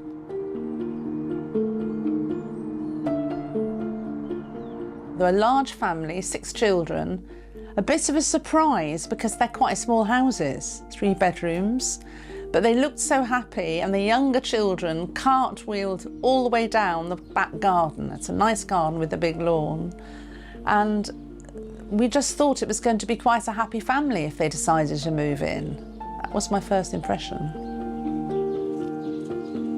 So once they moved into this 3-bedroom house, they presented themselves as a happy family. They were friendly with the neighbours, but one thing that neighbours did notice was that Sarah was not being taken to school. She always wore her hijab and she was well dressed, but she seemed separate, perhaps a bit withdrawn, pale. The only thing that was a bit odd was the silence. Once the children had come in from playing outside in the garden, it became silent. The move should have solved some of this family's problems. They had suddenly a lot more space, they had a lot more rooms for everybody to sleep in. But what's clearly happening behind closed doors is a real escalation of violence against Sara Sharif. One neighbour at the back hears a scream one day, which is cut dramatically short, but that is the only real sign for the neighbours of the terrible things that are going on in that house. There was evidence that Sara was being beaten with a cricket bat. She was also being beaten with a white metal pole that was from a children's high chair. She was being burnt, and she was even being bitten. Despite what Sara was going through, what was really striking was that she still managed to be this really joyous child. She was smiling, she was singing, she was dancing. At the house, police found these beautiful, heartfelt notes that Sara Sharif had written to both her father and her stepmother, saying how much she loved them, saying that this was the best family in the world. Even through all this torment and agony, it had become so normalised to her.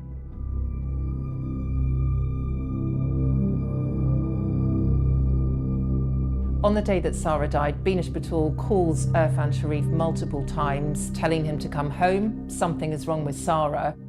Irfan Sharif heads home. Before he does so, he's caught on CCTV outside the local co-op, and it's the last time that he's spotted on camera before Sara dies.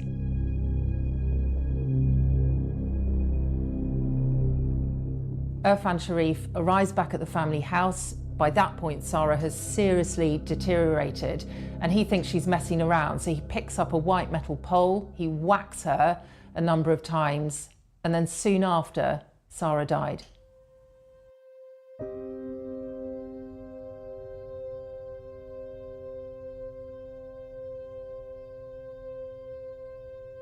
That evening, first of all, they phone a travel agent. Welcome to Southall Travel. How may I help? Hi there. I'd like to know about ticket prices to Pakistan. All right. So where in Pakistan you want to go, ma'am? Islamabad. Binish Batul sounds extraordinarily calm. Your travel dates, please. I'll leave as possible tomorrow. And return? Single. It's really chilling to think that during that conversation, Sara Sharif's lying dead upstairs. Okay. And how many passengers will be traveling? So, 4 adults and 4 kids. They don't end up using that travel agent, they end up using a friend of Irfan Sharif. So I told him I got 2 quotations. One is in the morning, one is afternoon 2 p.m. Morning one is around 7,000 and 2 p.m. is around 5,000. Then Irfan Sharif said, okay, Nadeem, book morning one. Then I said, are you stupid? There is just 1 hour difference. He decided, Irfan Sharif, okay, book 2 p.m. one. The morning after Sara has died, the entire family, without her, get into the BMW X5. They head down the road to the M25. They drive to Heathrow Airport. You can see them on CCTV arriving at the short stay car park.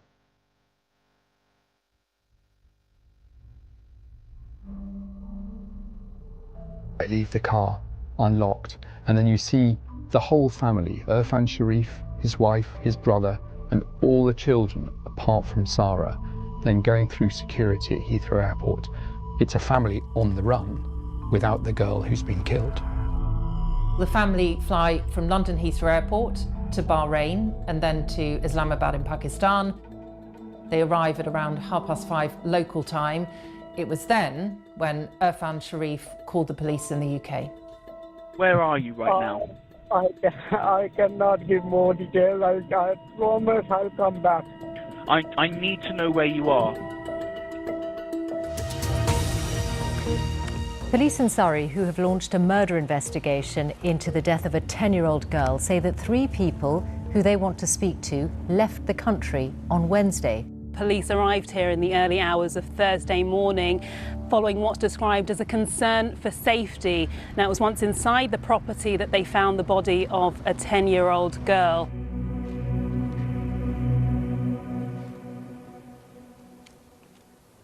I don't think I've ever felt such sadness. And I think I say that on behalf of all the staff and the community. I think the shock was just immense. Personally, talking as a head teacher, I don't think you're ever ready for something like that. The injuries to her body were over 70 in number. She had broken bones, she had multiple bruises, a very serious injury to her brain. There were indications that she'd been bound, and she had burns across her body, including one burn on her buttock area. That would have been caused by a domestic iron. I find it truly dreadful. Your natural reaction when somebody must come towards you with an iron would be to flinch and to move back. But the only way that injury could have been inflicted was by somebody else helping to restrain her.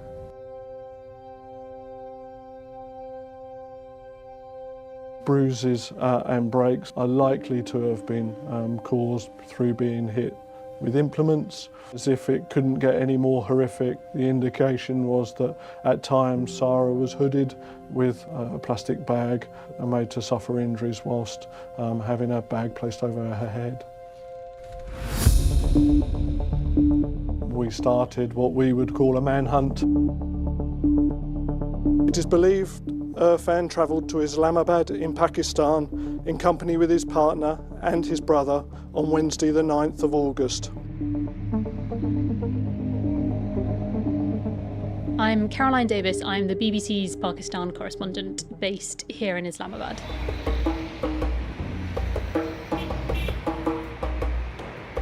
Pakistan and the UK don't have an extradition treaty, and that poses problems unless they decide to come voluntarily. It's a very complex structure in Pakistan and a very complex operating framework. We had no conversations with law enforcement agencies overseas. We realised that the family had a connection to the city of Jhelum, so we decided that we were going to travel there to see if we could get more information. Jhelum is about a 2-hour drive away from Islamabad, population a bit over 1 million. So when we got to Jhelum, we went firstly to go and speak to this lawyer contact who gave us a telephone number that he said was to Irfan Sharif, but we were still not clear at this point whether or not this was Irfan's telephone, whether this was a friend, whether this was family member. We then got a response back saying, "Sorry, we are unable to give you any statement at the moment." Every day or so we'd get an update from the police saying that they were raiding another property or they were looking in a different area. So we knew there was a lot of pressure on the Pakistan police about this particular case. Then we started to hear reports from Irfan Sharif's family. They said that the Pakistan police were picking up relatives in their family, taking them in for questioning, and according to the family, coming up with false charges against their relatives. They took the Punjab police to court to stop them from doing this. In court, we did hear from the police who said that they were interviewing some of these family members, but they denied the fact that they were bringing any of these false charges. We spoke to police sources who started to suggest that they thought that the family were being helped by someone in Pakistan to try to hide. That's what led us to Rasik.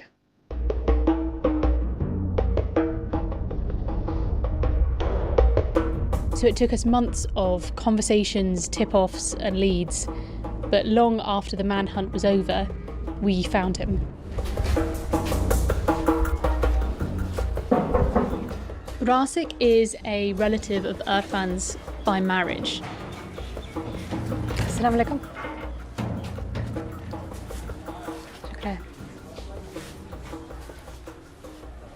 Arfan Sharif room. This is Arfan's room. This Arfan room. This is where he stayed. इधर रुके हैं, इधर सोए हैं, इधर table पे खाना खाते थे, बैठते थे।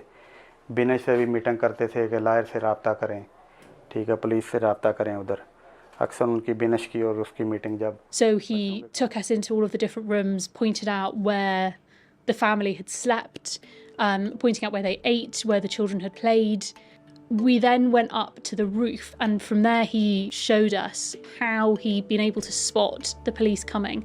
इधर से भी पुलिस नज़र आती है, ठीक है, चारों साइडों से। ये 2 रोड है, ये इसी तरह जो इसके अंदर चले जाते थे।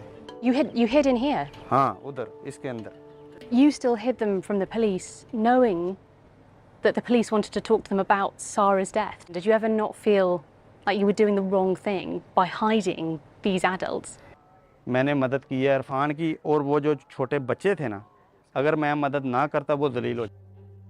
One of the other things that I found really surprising about speaking to Rasik was the fact that he said that the family weren't actually always in hiding. He took them to go and have haircuts, he took them to go and have pizza and ice cream. He was able to transport the whole family without anyone stopping them.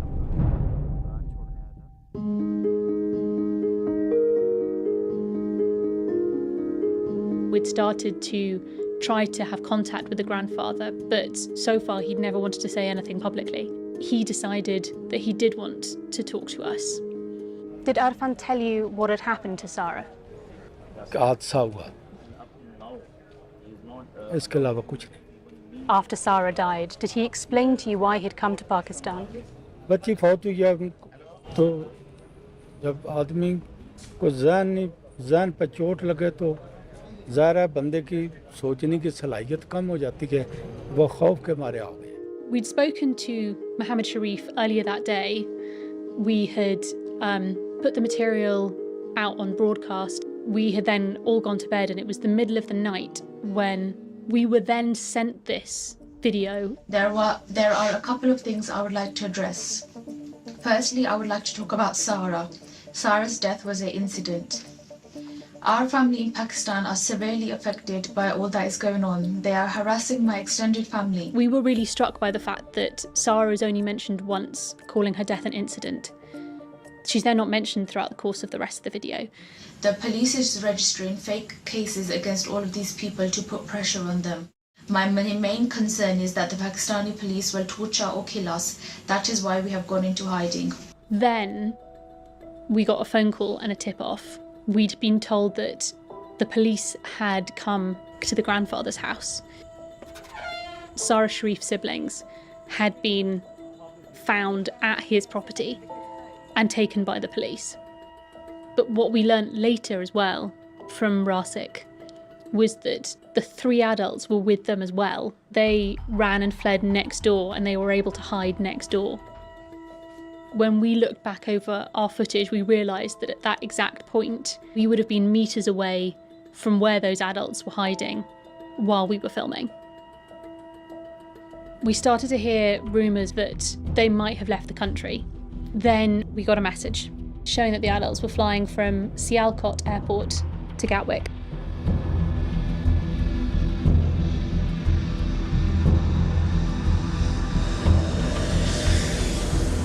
I found out that they were booked onto a flight, and quite quickly our thoughts then turned to what arrangements we needed to put in place to make sure that they were met at the airport. When the police go onto the plane to arrest them, they're sitting in the luxury of business class. When you consider what had happened to Sarah Sharif, that seems an extraordinary decision. They were met on the plane. They were arrested from their seats. Are you okay just to swap over? Just yourself go with me and you go with my colleague. This is the only luggage? Yeah, that's the only luggage I have. So one cabin bag between you and the other partner, yeah? I don't have any bags. You have no bag? They know exactly what's going to happen. They're handcuffed in front of all the other business class passengers. I'll explain more outside, okay? I'll explain. Yeah, outside. And then taken down off the plane. Yeah, could you just confirm your name for me, please, sir? Yeah, Irfan Sharif. They were very cooperative with officers. You were therefore arrested for the murder of Sarah Sharif. From the injuries sustained by her and the investigation conducted, you are suspected of her murder. You are suspected of her murder. They were taken into police vans and conveyed to the custody station.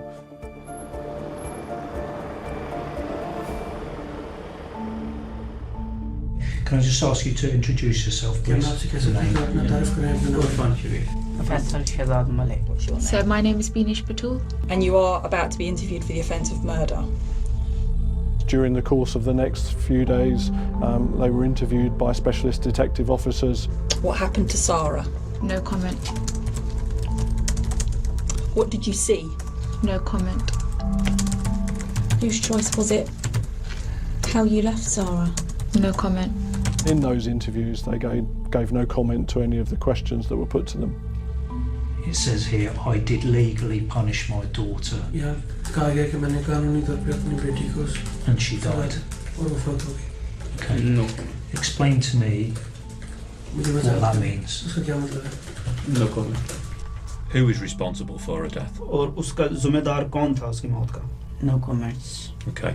Tell me about your involvement in Sarah's death. फिर मुझे बताएं कि सारा के कत्ल में आपकी क्या शमूलियत है? No comment. Okay. The defendants said nothing in interview and they were charged on that basis. Do you love Sarah? No comment. Did you care about her at all? No comment. They've come home, but they're not actually telling anyone what happened.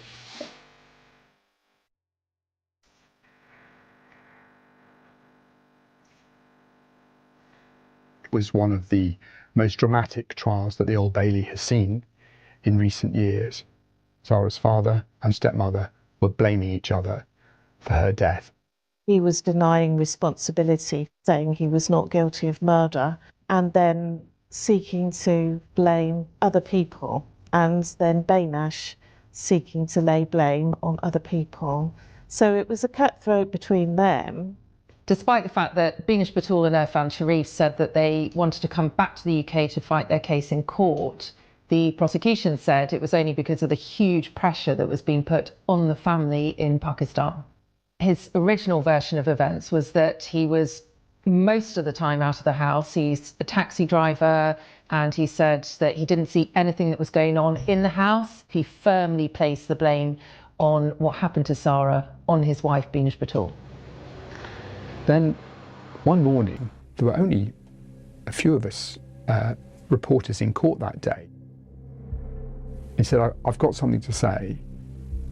What I said in my note and in my phone call, I admit it. And there was this visible shock in the court. Some of the jurors' mouths literally dropped open. They were open-mouthed. He was crying. Binish Batul was sobbing in the dock. He started confessing to beating his daughter multiple times, repeatedly and with force over a number of weeks. Hitting her with a cricket bat while she was tied up with packaging tape, and even beating her with a metal pole when she was dying, thinking that she was faking. It was one of the most extraordinary days of evidence that the Old Bailey had seen in recent years. This legal team stood up and said, we need to talk to our client. And then after lunch, Irfan Sharif went on giving evidence, but this time he was saying, I didn't mean to kill her. I didn't mean to cause her serious harm. And the legal definition of murder is if you kill someone either with the intention to kill or the intention to cause serious harm. Binish Batul didn't give evidence during the trial. That is her right. She doesn't have to. But Irfan Sharif continued to deny causing the iron burn to Sarah. There were the bite marks. Binish Batul was the only one who refused to provide dental impressions for comparison. Then there was that phone call that Binish Batul made to the travel agent. She sounded calm, calculated, despite Sarah lying dead upstairs. Faisal Malik, Sarah's uncle, he was always in the background. He didn't give evidence in court, he declined to. His defence was that he was always between university and working at McDonald's, so he was rarely in the house and that he had nothing to do with it. It was his card that was used to book the flights to Pakistan. and he also fled with the family.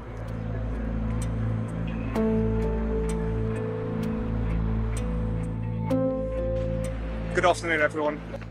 Today, after a 10-week trial, a jury has found Irfan Sharif and Binash Batul, the father and stepmother of 10-year-old Sarah Sharif, guilty of her murder. Binash Batul was sobbing in the dock. Faisal Malik, Sarah's uncle, he cried as he was convicted of causing or allowing the death of a child. All three defendants have only ever sought to preserve their own interests throughout this investigation and have shown no remorse for their truly dreadful behaviour.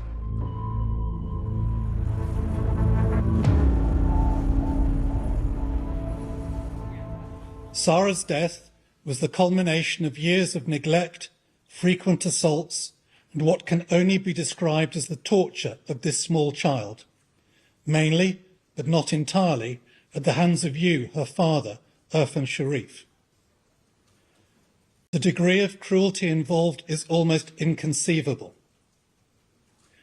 This happened in plain sight, in front of the rest of the family, including, for the last 8 months of Sarah's life, in front of you, Faisal Malik. The courts at the Old Bailey have been witness to many accounts of awful crimes, but few can have been more terrible than the account of the despicable treatment of this poor child that the jury in this case have had to endure. Irfan Sharif, for the murder of Sarah Sharif, I sentence you to imprisonment for life.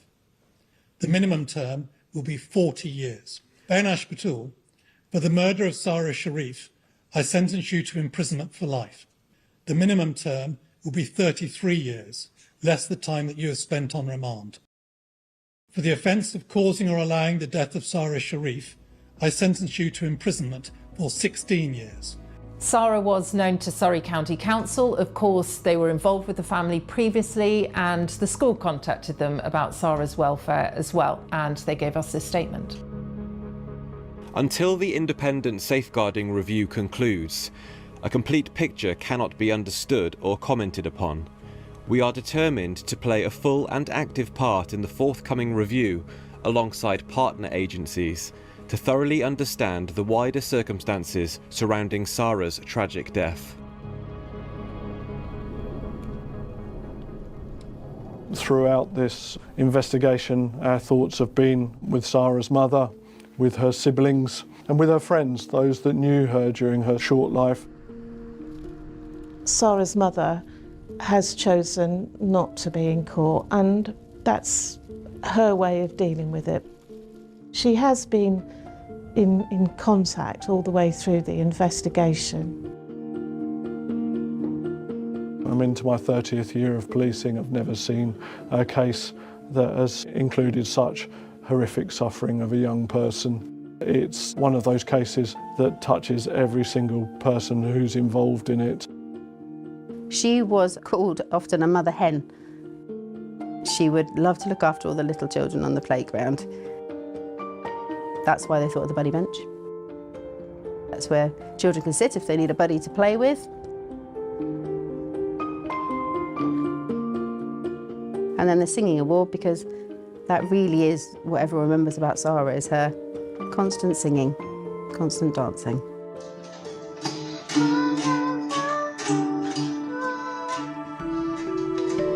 A group of her close friends created a memory box for Sarah. One of the things they put in there was a white feather. The reason they put that in there is when we were doing our memorial service, it finished out on the playground. We had a balloon release and I'd written a final prayer. And as I finished that prayer, a white feather fell to the ground. And for me, that meant Sarah was looking down. News, I'm Martine Croxall outside the Old Bailey in central London, where jurors have returned guilty verdicts on the charge of murder for Irfan Sharif and Binash Batul, the father and stepmother of 10-year-old Sarah Sharif. Our correspondent Helena Wilkinson sent this on the background to the case. I Sarah Sharif loved to sing and play the guitar.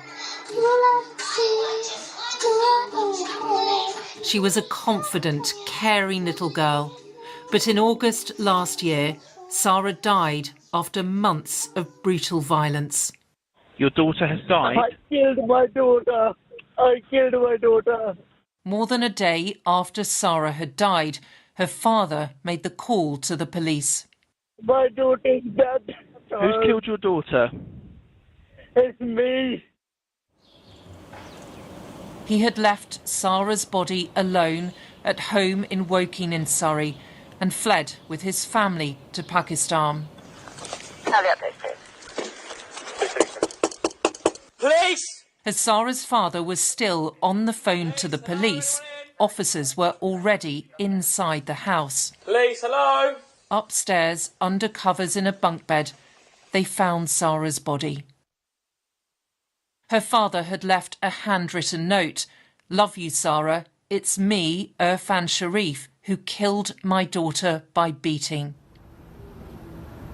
The little girl had over 70 injuries, including fractures, bruises, burns and bite marks. She had injuries to her shoulders, which are said to be very rare by the pathologist. And she had lots of rib injuries. So you can imagine the fractured ribs, the pain that would have been causing. Sarah's blood was discovered on this cricket bat, and her father used this metal pole to beat her with. Your travel dates, please? I'll leave as possible tomorrow. With Sarah's body upstairs, desperate to leave, Irfan Sharif and his wife were making plans to flee. And return? Single. Hours later, the family were at Heathrow, heading for Pakistan. But after a month on the run, Sarah's father, stepmother and uncle Faisal Malik returned to the UK and were immediately arrested. The body of Sarah Sharif was discovered. You are therefore arrested for murder of Sarah Sharif. At the Old Bailey trial, for 6 days in the witness box, Sarah's father sobbed as he denied almost everything and blamed his wife. But on the 7th day, Irfan Sharif made an extraordinary confession. Jurors were left open-mouthed as Sarah's father began confessing. Trembling, he said he beat his daughter over a number of weeks repeatedly and with force. She died because of me, he said. Irfan Sharif denied burning and biting Sarah. Beenish Batul refused to provide dental impressions for comparison. I'm into my 30th year of policing. I've never seen a case that has included such horrific suffering of a young person. It was a brutal end for Sarah, the spirited little girl who had dreams of becoming a ballet dancer. Helena Wilkinson, BBC News. Well, as you heard there from Helena Wilkinson's report, the details that were shared in the course of the evidence being presented were extremely distressing. After the verdicts were handed down, Libby Clark from the Crown Prosecution Service spoke outside the Old Bailey. She said Sarah was a happy, outgoing and lively child, described as always laughing, who was cruelly abused and murdered by those closest to her. None of us can imagine how appalling and brutal Sarah's treatment was in the last few weeks of her short life. The injuries inflicted on her were absolutely horrendous. After Sarah died, instead of calling 999, the 3 defendants immediately made plans to flee the country, thinking only of themselves and not telling the police that Sarah was dead until they'd safely landed in Pakistan. We were able to build a strong case showing where each defendant was in the weeks running up to Sarah's death, using mobile phone evidence, CCTV sightings and work records.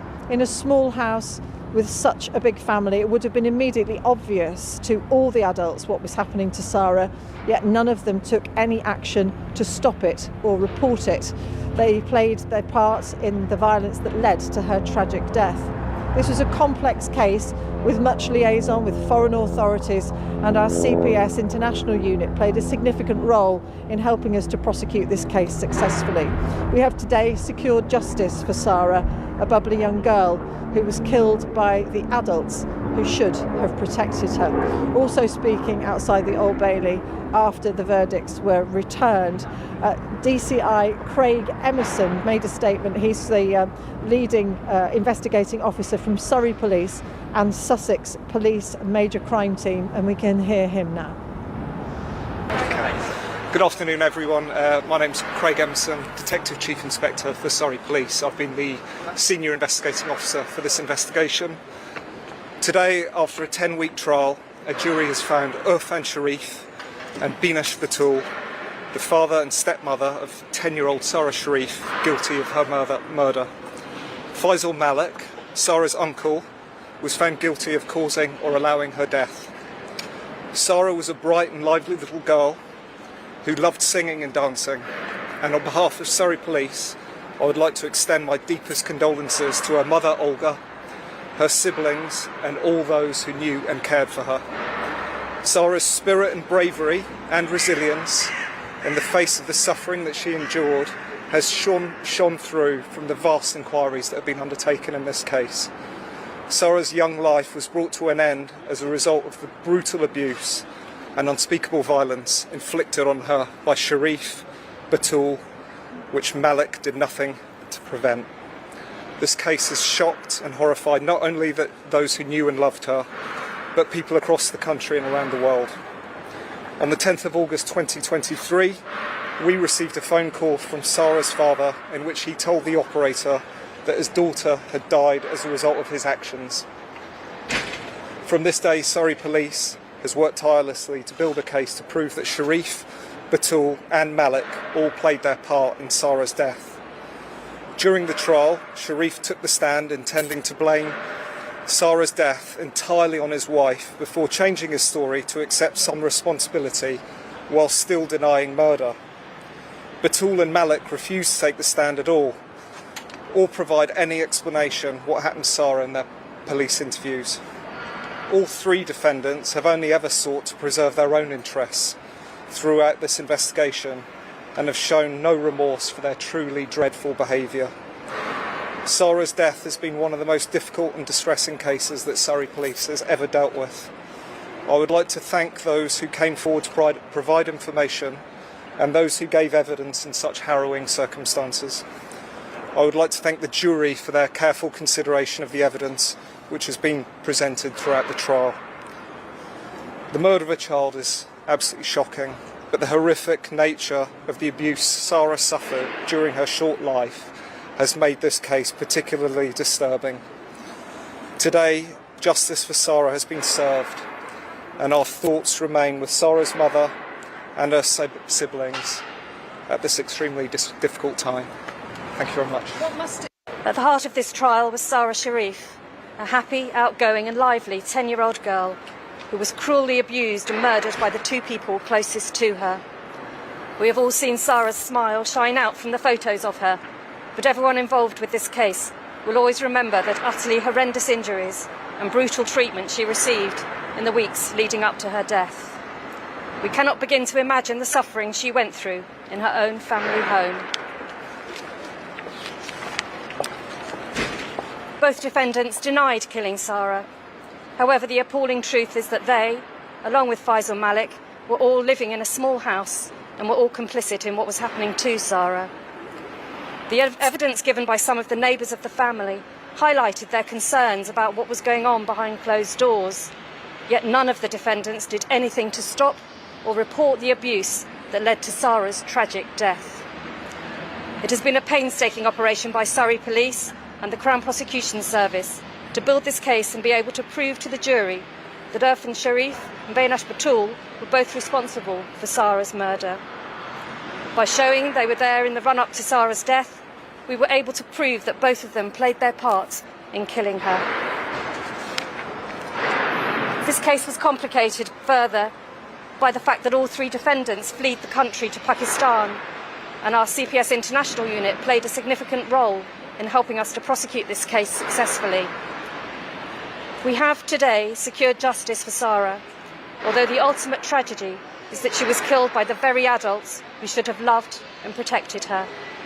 Our thoughts today are with Sara's family and those who knew her. Thank you.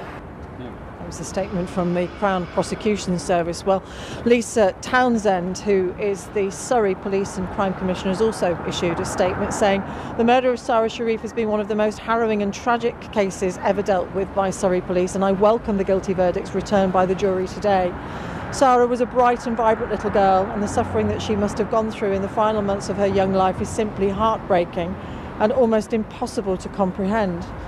In the one place where she should have felt safe, she was subjected to the most unimaginable and barbaric abuse at the hands of the very people who should have been protecting her. Upon her death, instead of summoning help or accepting any responsibility for what they had done, they fled the country. Since that day, they have consistently sought to avoid blame for the sheer evil they inflicted upon Sara over a prolonged period of time. Sadly, one of the common hallmarks of violence perpetrated against women and girls is that it's carried out behind closed doors, often by those closest to them. It's clear in this case that calculated attempts were made to ensure the sustained abuse of Sara happened out of plain sight. But there were undoubtedly questions that need answering on what could have been done to prevent her death. So I welcome the safeguarding review into the circumstances which led up to the tragic events of last summer. This was a challenging and complex international investigation, and I want to thank all those agencies involved, both in the UK and Pakistan, for their cooperation and assistance. I also want to thank all of the officers and staff who've worked so hard to bring Sara's killers to justice. It goes on to say that I commend the painstaking work of our amazing forensic teams who were able to uncover the true scale of horrifying abuse that Sara suffered. I can only admire the professionalism and diligence all those involved in this investigation have displayed in securing the appalling but vital evidence which was put before the court and enabled the jury to return their guilty verdicts. And she finishes by saying, they have been driven throughout by a pursuit of justice for Sara. That justice has been secured today, and I know this case will stay with them forever. So concerns clearly had been raised at various times, but during the course of the trial, the court heard from one of Sara's teachers that she was essentially a happy child, often bubbly, could be sassy, very spirited, bold and fierce when she wanted to be heard, when she had something to say, that she loved to be on the stage and singing and performing. That was her happy place. But she had been removed on a couple of occasions by her family from school after the school raised concerns and social services came in and made inquiries, but no further action was taken after Sara began wearing a hijab to cover the bruises on her face. Well, our correspondent Daniel Sanford now looks at how and when those concerns were raised.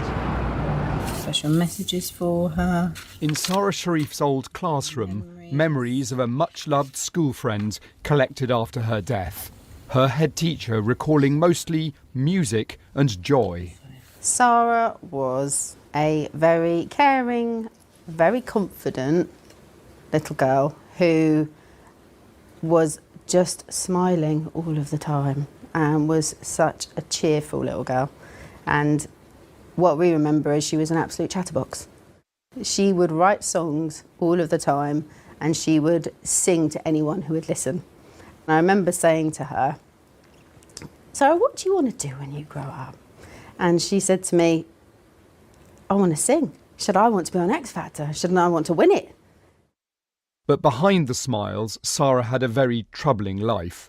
Serious domestic violence in her family meant social services were involved even before she was born, and she was twice in foster care in her first 3 years. After her parents separated, she lived with her Polish mother, Olga Sharif, until the age of 6.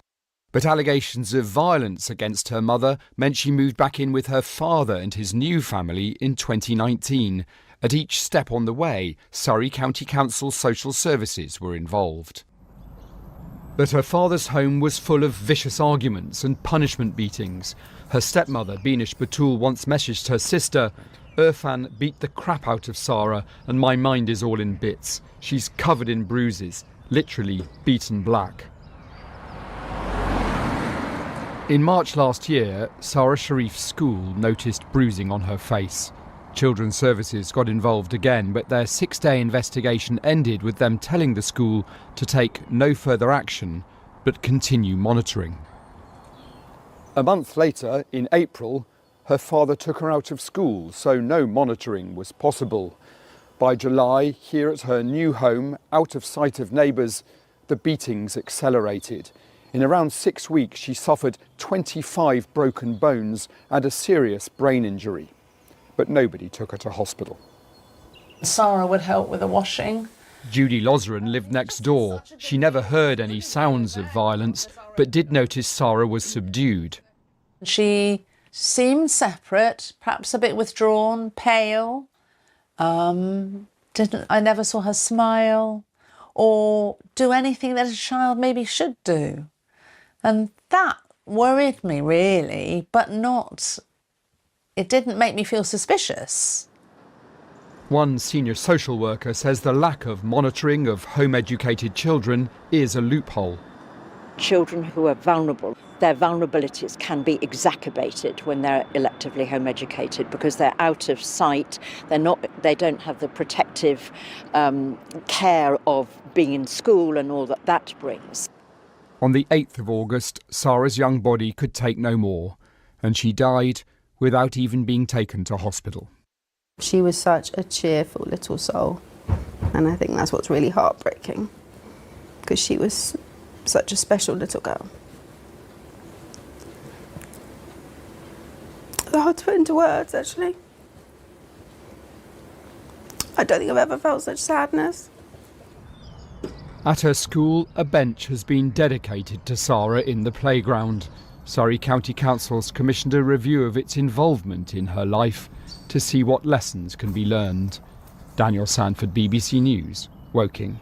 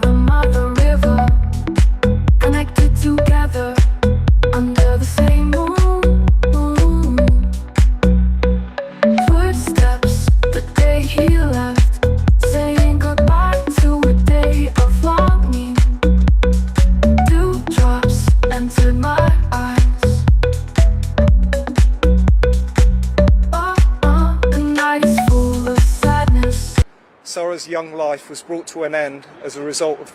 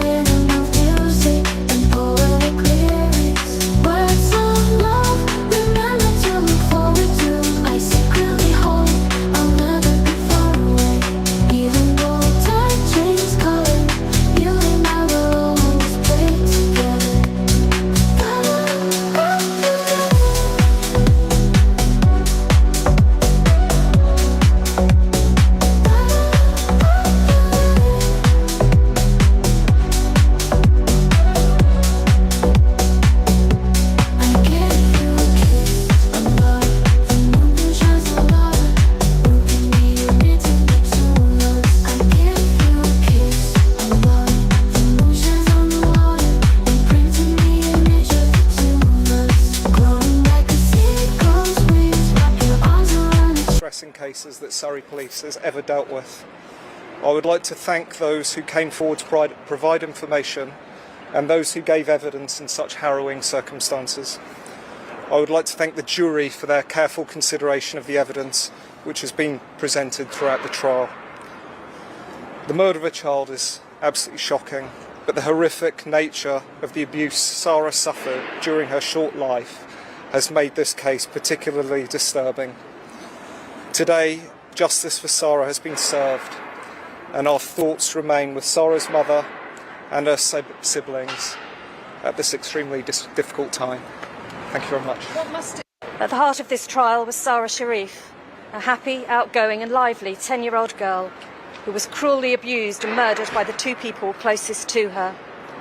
We have all seen Sara's smile shine out from the photos of her, but everyone involved with this case will always remember that utterly horrendous injuries and brutal treatment she received in the weeks leading up to her death.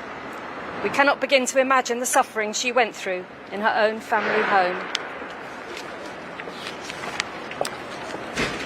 Both defendants denied killing Sara. However, the appalling truth is that they, along with Faisal Malik, were all living in a small house and were all complicit in what was happening to Sara. The evidence given by some of the neighbours of the family highlighted their concerns about what was going on behind closed doors, yet none of the defendants did anything to stop or report the abuse that led to Sara's tragic death. It has been a painstaking operation by Surrey Police and the Crown Prosecution Service to build this case and be able to prove to the jury that Irfan Sharif and Bainash Batul were both responsible for Sara's murder. By showing they were there in the run-up to Sara's death, we were able to prove that both of them played their part in killing her. This case was complicated further by the fact that all three defendants fled the country to Pakistan, and our CPS International unit played a significant role in helping us to prosecute this case successfully. We have today secured justice for Sara, although the ultimate tragedy is that she was killed by the very adults who should have loved and protected her. Our thoughts today are with Sara's family and those who knew her. Thank you. That was a statement from the Crown Prosecution Service. Well, Lisa Townsend, who is the Surrey Police and Crime Commissioner, has also issued a statement saying the murder of Sara Sharif has been one of the most harrowing and tragic cases ever dealt with by Surrey Police, and I welcome the guilty verdicts returned by the jury today. Sara was a bright and vibrant little girl, and the suffering that she must have gone through in the final months of her young life is simply heartbreaking and almost impossible to comprehend. In the one place where she should have felt safe, she was subjected to the most unimaginable and barbaric abuse at the hands of the very people who should have been protecting her. Upon her death, instead of summoning help or accepting any responsibility for what they had done, they fled the country. Since that day, they have consistently sought to avoid blame for the sheer evil they inflicted upon Sara over a prolonged period of time. Sadly, one of the common hallmarks of violence perpetrated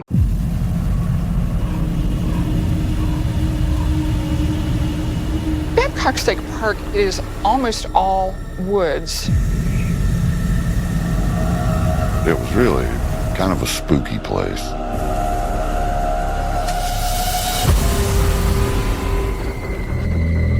When we arrived at cabin 13, it appeared that there was a real serious struggle going on there.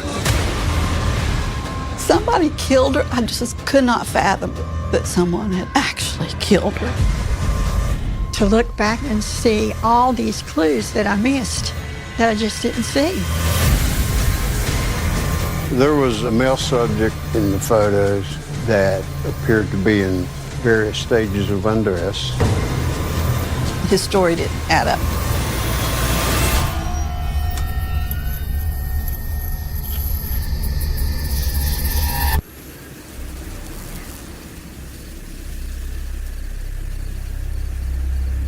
That night wasn't a lot of traffic out, nothing going on. So I decided to go have dinner.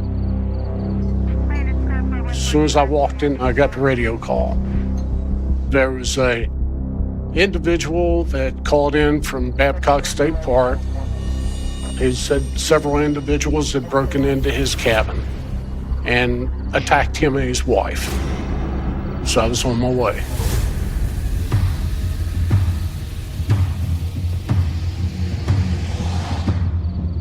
When I arrived on scene, there was the headquarters building, and that's where the call came from. He was there at the telephone, and the only thing he had on was a pair of brief white underwear. His legs was scratched. I called for help. Please don't hurt me, please. As I approached him, he was very hysterical. I need help. I said, calm down. I'm a police officer. I'm here to help you, not hurt you. Asked him if he knew who he was. He told me that he was Mr. Flippo.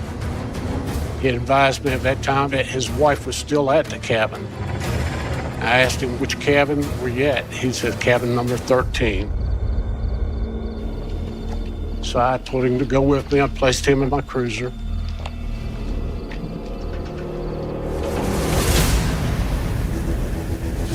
I asked him what had happened. He had told me that several people had been there. They had attacked him and his wife.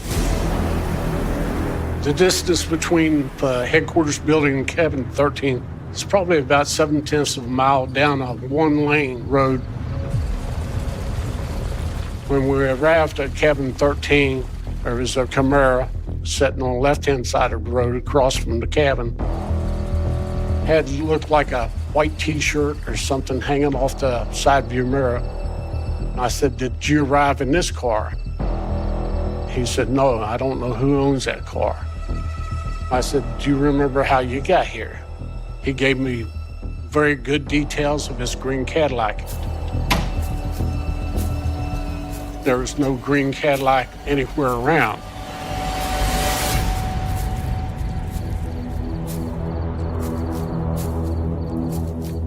I told him to remain seated in the vehicle, and I was going to check the cabin.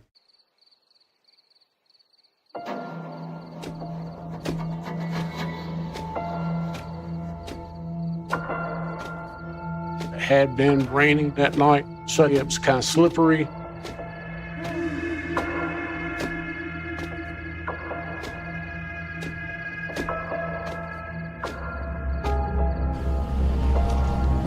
I didn't know what I was walking in on. I thought there were several people inside the cabin. I thought there was going to be a fight. Hello? I yelled in the Fayette County Sheriff's Office. Is anyone in there? There's no response.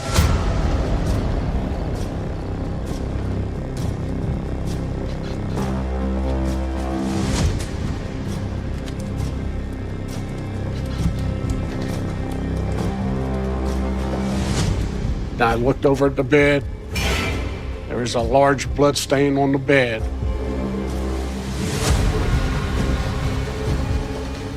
And I seen a lady laying between the bed and the wall. A lot of blood. At that point, I walked back out, went back to my cruiser, got on the radio, and called for other assistance. And an ambulance.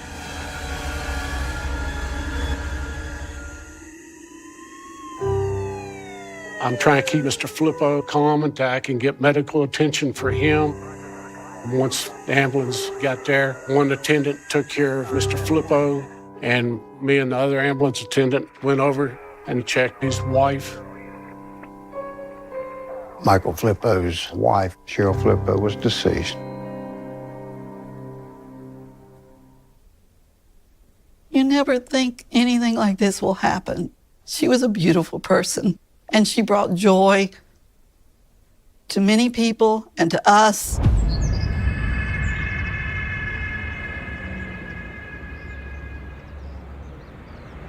We grew up in southern West Virginia. There was 7 of us children. We lived in a little coal mining community that had like 22 houses.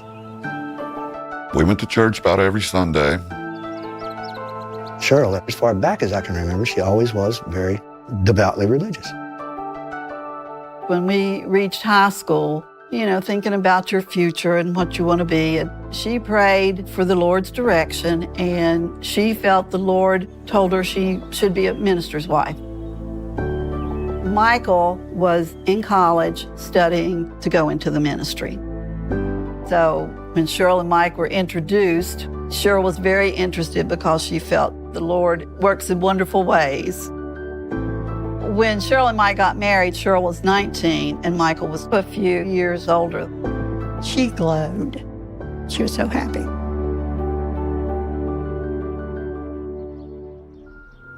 Cheryl and Mike had been living in Nitro, West Virginia, for about 15 years.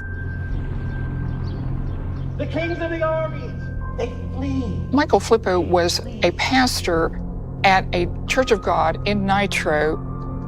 He was a typical Church of God minister. He spoke in tongues. He did his altar calls. Gave the command. Great is the tidings of those. Cheryl absolutely took her role as a pastor's wife extremely seriously. She felt that they were like a couple in their ministry as well as a couple in their marriage.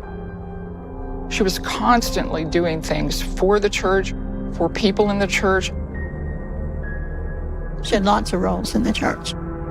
She was part of the women's group. She was youth leader, Sunday school teacher. I mean, she did all different kinds of roles that Michael needed her to fill. And Cheryl loved those things. Dave was always busy going to church, going to hospitals and going to people's houses. Michael said that they were just riding around, and on the spur of the moment, they decided that they would like to spend the night at Babcock, where they could have a romantic evening.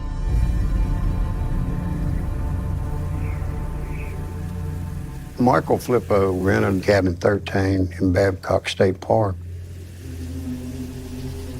Babcock State Park is almost all woods.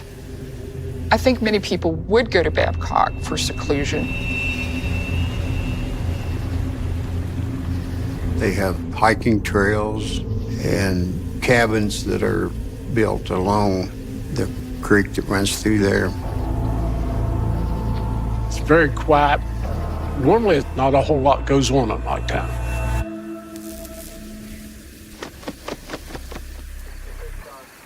When I first got there, I met up with Sergeant Bryant, and he gave me a brief rundown of meeting Flippo.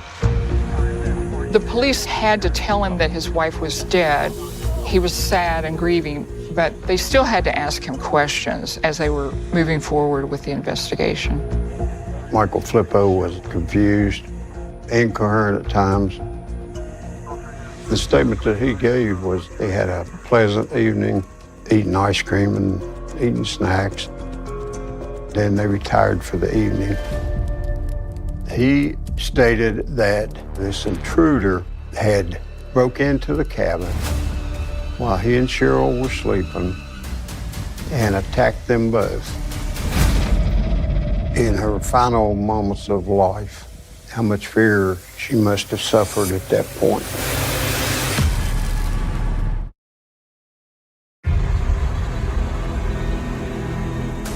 Michael Flippo told us this intruder just hit him in the middle of the night. And while he was knocked down on the floor, the intruder got on his legs to hold him down, facing him, and took a knife, cutting his legs.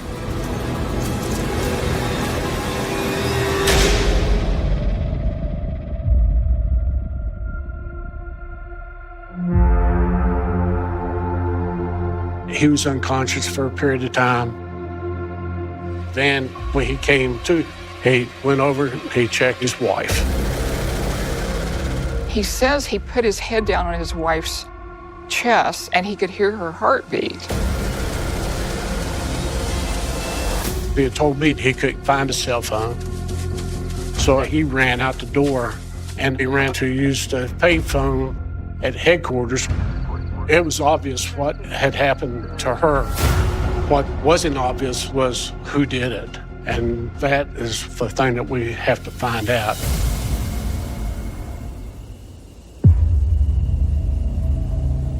I left Garland with the house, let him process it. Early morning hours next morning. The area was searched. Babcock State Park is huge. Most of the park is wooded. The police start looking for that someone to check to see if he was out there. I placed an officer up at the mouth of the road, so if anybody left the area, we'd know about it. Every camp was checked. We went to the cabin, talked to the individual that was there, asked them if they heard anything. Told them to stay inside the cabin until somebody says it's okay to come out. No one who was near cabin 13 heard or saw anything. We were trying to collect evidence as quickly as possible. I obtained the license plate and had a registration check for the Camaro. Now we wanted to start processing the crime scene before we did anything. There was a table with various items on it. Cheryl's purse was there. The briefcase was there. There was a bloody fingerprint that was discovered in the bathroom window on the inside roll of the duct tape. It appeared that there was a real serious struggle going on there. You could see the blood splatter on the wall. Various items turned over. The bedding had been pulled down to the foot of the bed. As Garlandberg processed the whole scene, he did find a piece of wood that he believed was the murder weapon. Cheryl Flippo had taken a severe beating. To think that someone could mutilate a human body like that, it's hard to forget.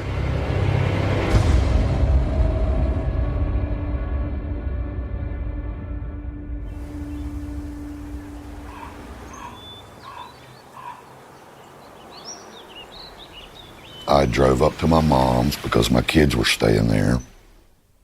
And when I opened the door, I heard Pamela screaming. Cheryl's son had called and said that Cheryl was dead, that she had been murdered. And I was like, shocked. Cheryl's dead. And Michael is in the hospital. I just remember saying, somebody killed her. Somebody killed her. Really? Somebody killed her? I just could not fathom it, that someone had actually killed her. My immediate reaction was to think that this had to be a mistake. Who would do that to Cheryl? I would have thought she would have been the last person that anyone would want to hurt, period.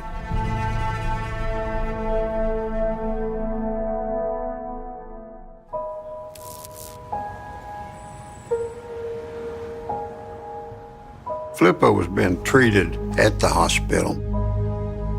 There was a small wound to his forehead, and he got struck in the back of the head. and some cuts on his leg. Very, very minor. So he got released from the hospital. He was transported to the sheriff's department where they performed a more in-depth interview. When he was questioned about who could do this to you, Michael Flippo appeared scared. He said someone was communicating threats to him. He said, somebody's stalking me. The stalker was in and out of their lives, and now he was back.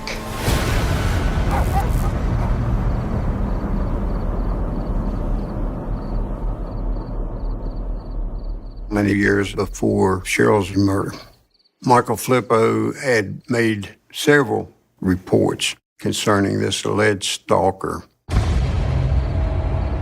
Cheryl called to tell us that they thought somebody was following Michael and had threatened him. We all knew that there was somebody doing some strange things around their house. The stalker was even entering his house and leaving notes taped in various locations. The notes were made from cutting letters out of magazines and gluing them on paper. Cheryl would come home and find a note someplace. And it would say, you know, I'm watching you, I'm after you, I'm gonna get you, stuff like that. The notes were very brief, but they indicated that someone was trying to hurt them. The idea that the stalker could come into their home and do that and disappear, that was very scary. I do remember telling Cheryl, you guys should not be alone. It seems like when you're alone, that's when you're more at risk. Cheryl did at one point tell her friend, I believe somebody's trying to kill me.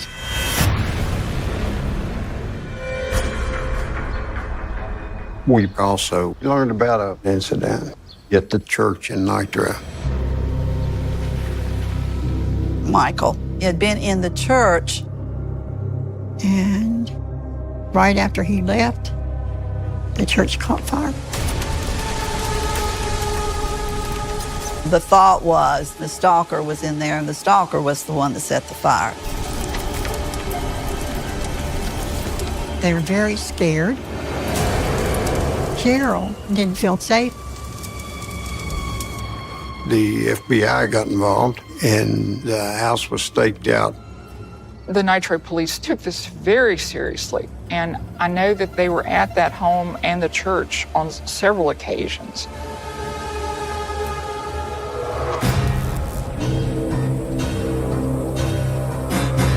Michael began to tell his church family, Cheryl, and the Nitro police that he was once again being stalked. He reported to the police that among the many things that would indicate the stalker was there was this note that said, "April showers, bring May flowers to your grave." Most of the congregation had a plan to protect them. Men from the church would come in and stay with Michael and Cheryl to make sure that nothing happened. Michael said the stalker left a message on the answering machine saying, "I tried to kill you 8 years ago and failed, but I won't this time." He was the one that went into that cabin to commit this heinous crime.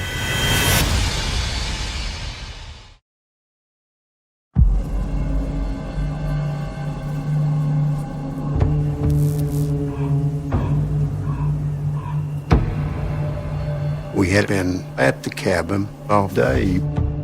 It took so long to process the crime scene. We wanted to preserve and to collect evidence slowly, meticulously. There was a briefcase laying on the table. There was some papers in there that had Michael Flippo's name and address on there. There was an envelope that appeared to have photos in it. There was a male subject in the photos that appeared to be in various stages of undress. The man was standing by a car, taking off his pants. The police have no idea who this man is in those pictures and no idea of his relationship to the Flippos. We went to Nitro to talk to the members of the church. The members of the congregation were very leery about talking to law enforcement. They loved their pastor, they loved their pastor's wife. The people of the church felt loyal to the Flippos.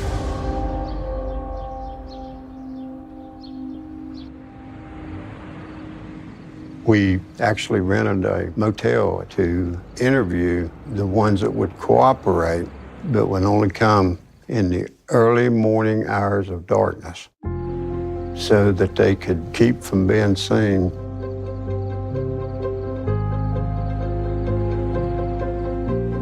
When we interviewed some of the congregants, we determined the person in the photograph was an individual by the name of Joel.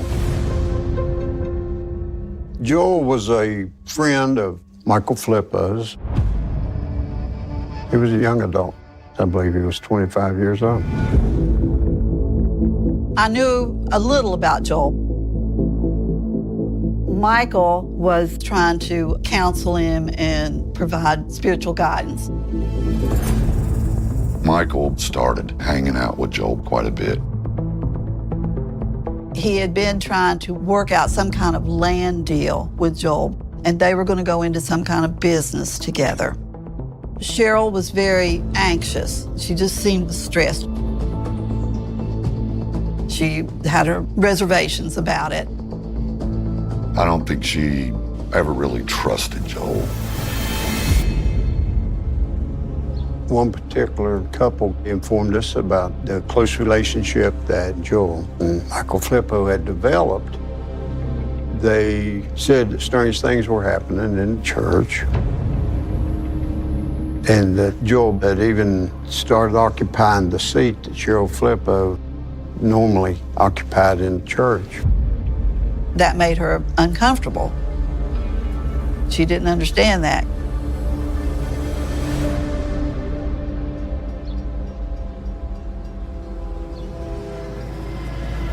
Michael was gone a lot,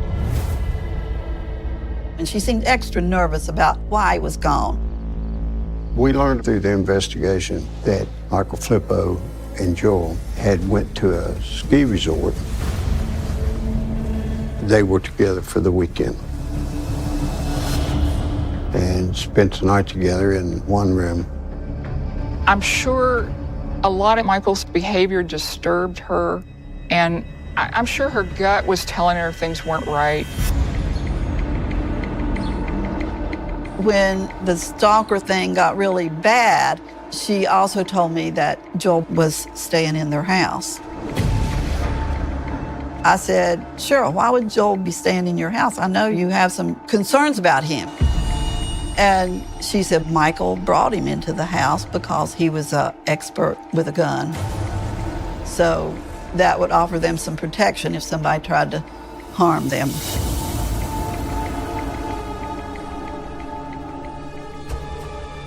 They found Michael Flippo's diaries on the computer at Flippo's church.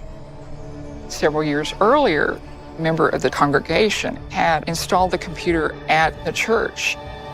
And Flippo asked him to include a journal program so the congregant knew the diary existed, and he went to find it. Flippo talks about men and his frustrations about his sexuality. In his diary, he says, I love Joel. He also says, I'm not a homosexual, but I feel like I would like to have a man put his arms around me. And for us, that was pretty shocking. We were like, what? Just mind-boggling. What? we thought we knew Michael. The member of the church was pretty disturbed when he read it, and he gave it to the investigators. It kind of seems like he was living the double life. So we wanted to get as much information about the marriage as possible. Inside Cheryl's Bible, which was located inside the cabin, was a letter that had been written to Michael Flippo.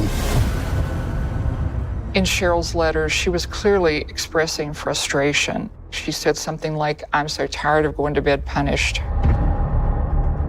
She said, "I do love you, but I hate this competition that you've created." And one of the things he said in the letters, too, is, "Why can't I have a friend?" His idea that he would have to have this friendship in secret didn't sit well with him at all. It's clear from her letters, she wanted him to put her above Joel, but she didn't feel like that's what Michael was doing. And then the results of the registration check made on the license plate for the Camaro came back registered to Joel.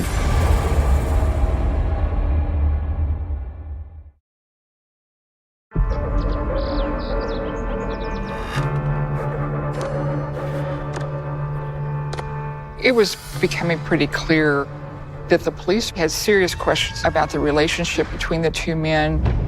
So they called Joel to come and speak to them. Joel denied that he had any involvement with the murder. He clearly stated it was his car, but he was not there.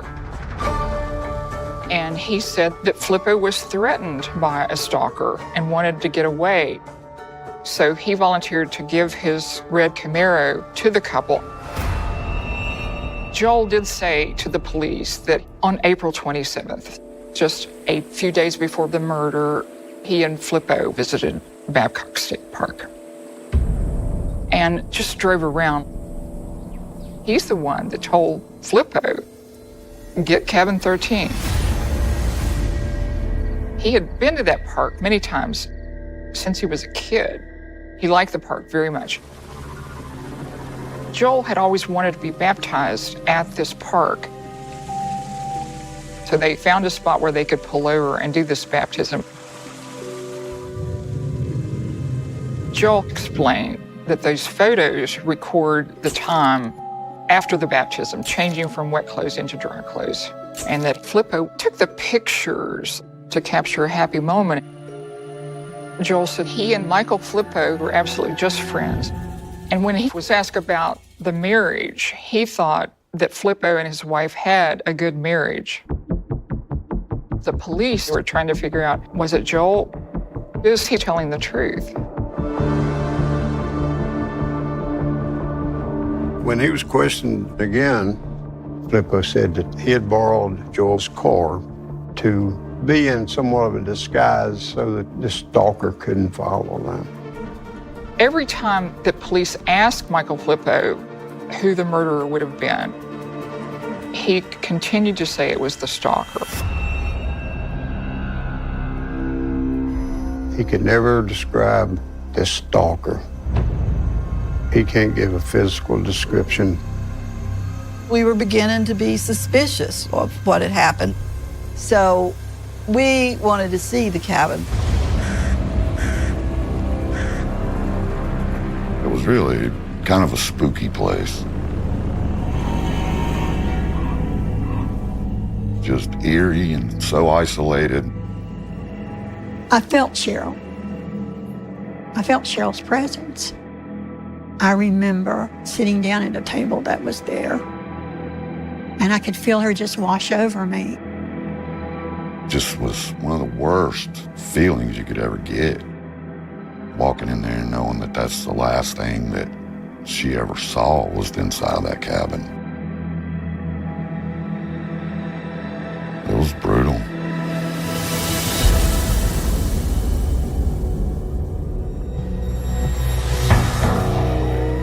Now we wanted to go back and look at the photographs in case we missed something with the naked eye.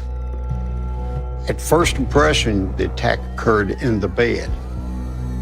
But when I looked at the blood pool on the floor, you could see where something had been dragged through the blood.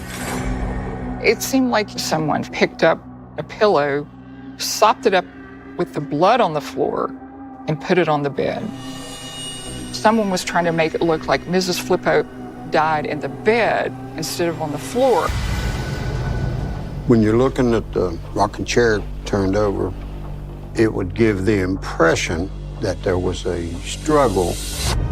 You start looking closely, there was clothing neatly stacked underneath the rocking chair. Then I noticed that footprints were very evident at the cabin.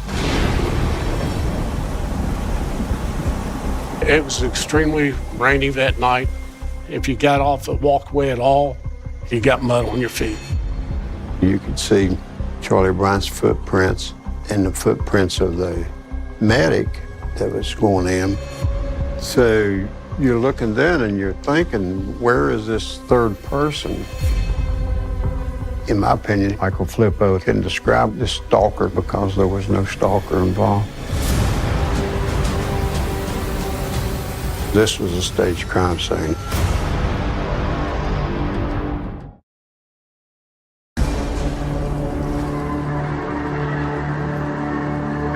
It started becoming evident at that point that Michael Flippo was no longer a victim, but he was a suspect. When Officer Burke looked back at the church fire several years earlier, he learned the fire chief suspected it was arson from the beginning. I think he learned that you can get money from insurance. They kept saying they needed a new church. They needed a new church. And that old church burnt down and they got a brand new church. I mean, it's too coincidental. Burn, burn, burn, burn, burn.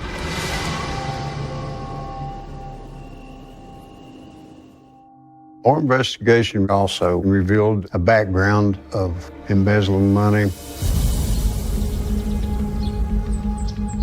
Just before the murder, there was a child who desperately needed a liver and pancreas transplant. Everybody rallied around this family, and ultimately they raised almost $90,000. Flippo opened an account for the child with only his name on it, and he was dipping into that account. There was around $12,000 missing. Flippo took that money and he was never held to account. He always liked expensive things, always liked to impress people. It'd always been about money. Cheryl was determined that they would live with a budget and save money for their retirement, which was not Michael's plan. We discovered a life insurance policy had been taken out. He had made this life insurance policy, making himself the sole beneficiary, and if Cheryl would die, he would get $100,000. The insurance policy was taken out in the name of Cheryl Flippo on March 1st, and it went into effect April 1st. The pieces of the puzzle started coming together.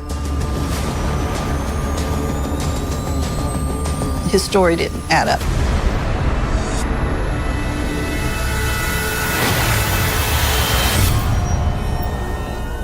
He did this.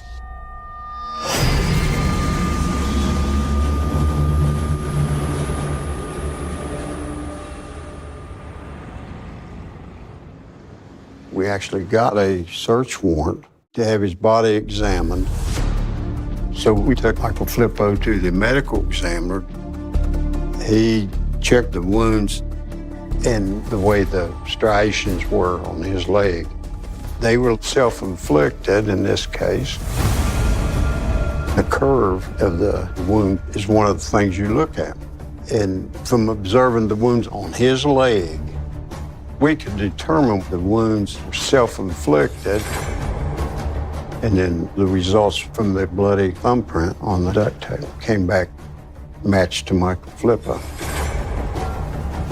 By that point, investigators believed they had a complete picture of what led to her murder.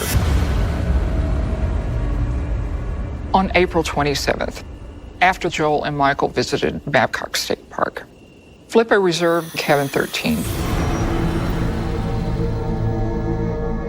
He brought her to cabin 13 because it was a secluded area. You could do about anything, and nobody had known about it.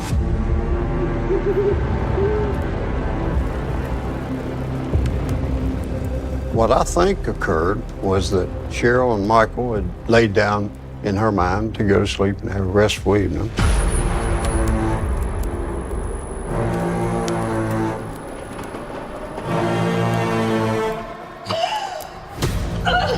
And Michael started striking her with the piece of firewood.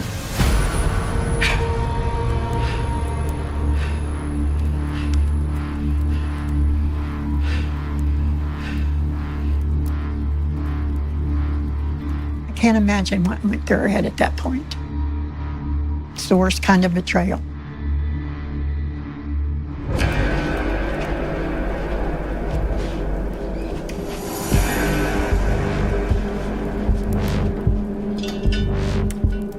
The scene was made to look like the stalker came in and had a big struggle with Michael Flippo and harmed him. He fled the scene. He made his cover story that removed him from any guilt.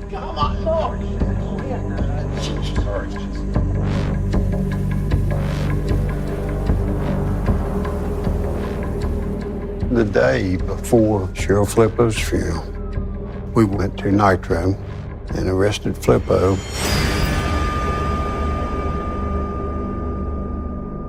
That was a very satisfying moment to me. Michael Flippo was charged with the first-degree murder of his wife.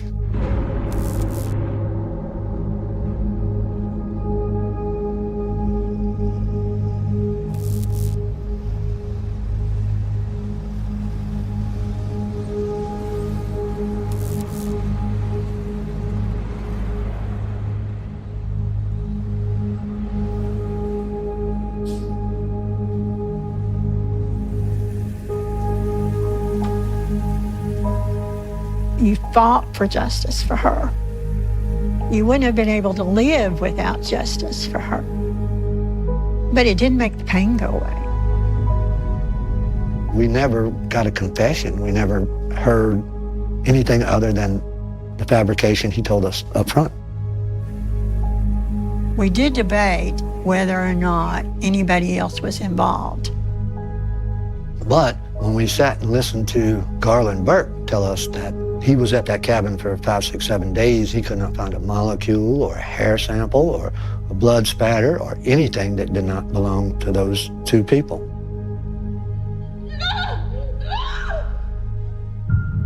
The only piece of evidence that even connected Joel was the use of his car that Michael Flippo had driven to Babcock.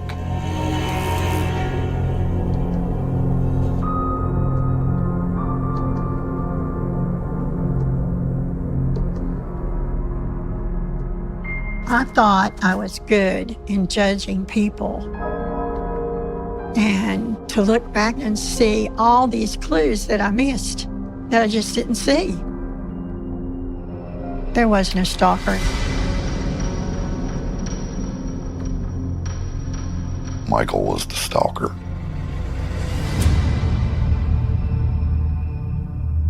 Every time Michael would get into trouble, he would say the stalker was after him. It was like his ace in the hole, you might say. For a preacher, I think he was very devious. He betrayed all those people, not just us and her and his family. He betrayed all those people that he supposedly was ministering to. In my mind, you know, it's like she paid the price for his sins. And how is that right? Cheryl was our angel on earth. She wasn't perfect, but she was our angel on earth. She was the heart of our family. So to lose that for us was insurmountable. I feel the pain as much today as I did in 1996.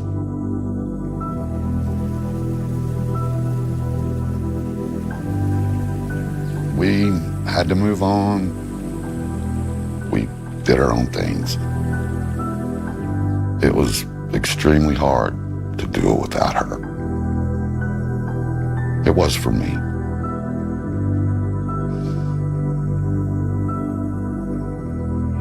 Life goes on for us. It will never be the same, but at least you have the solace of knowing that you'll never be able to do it to anyone else.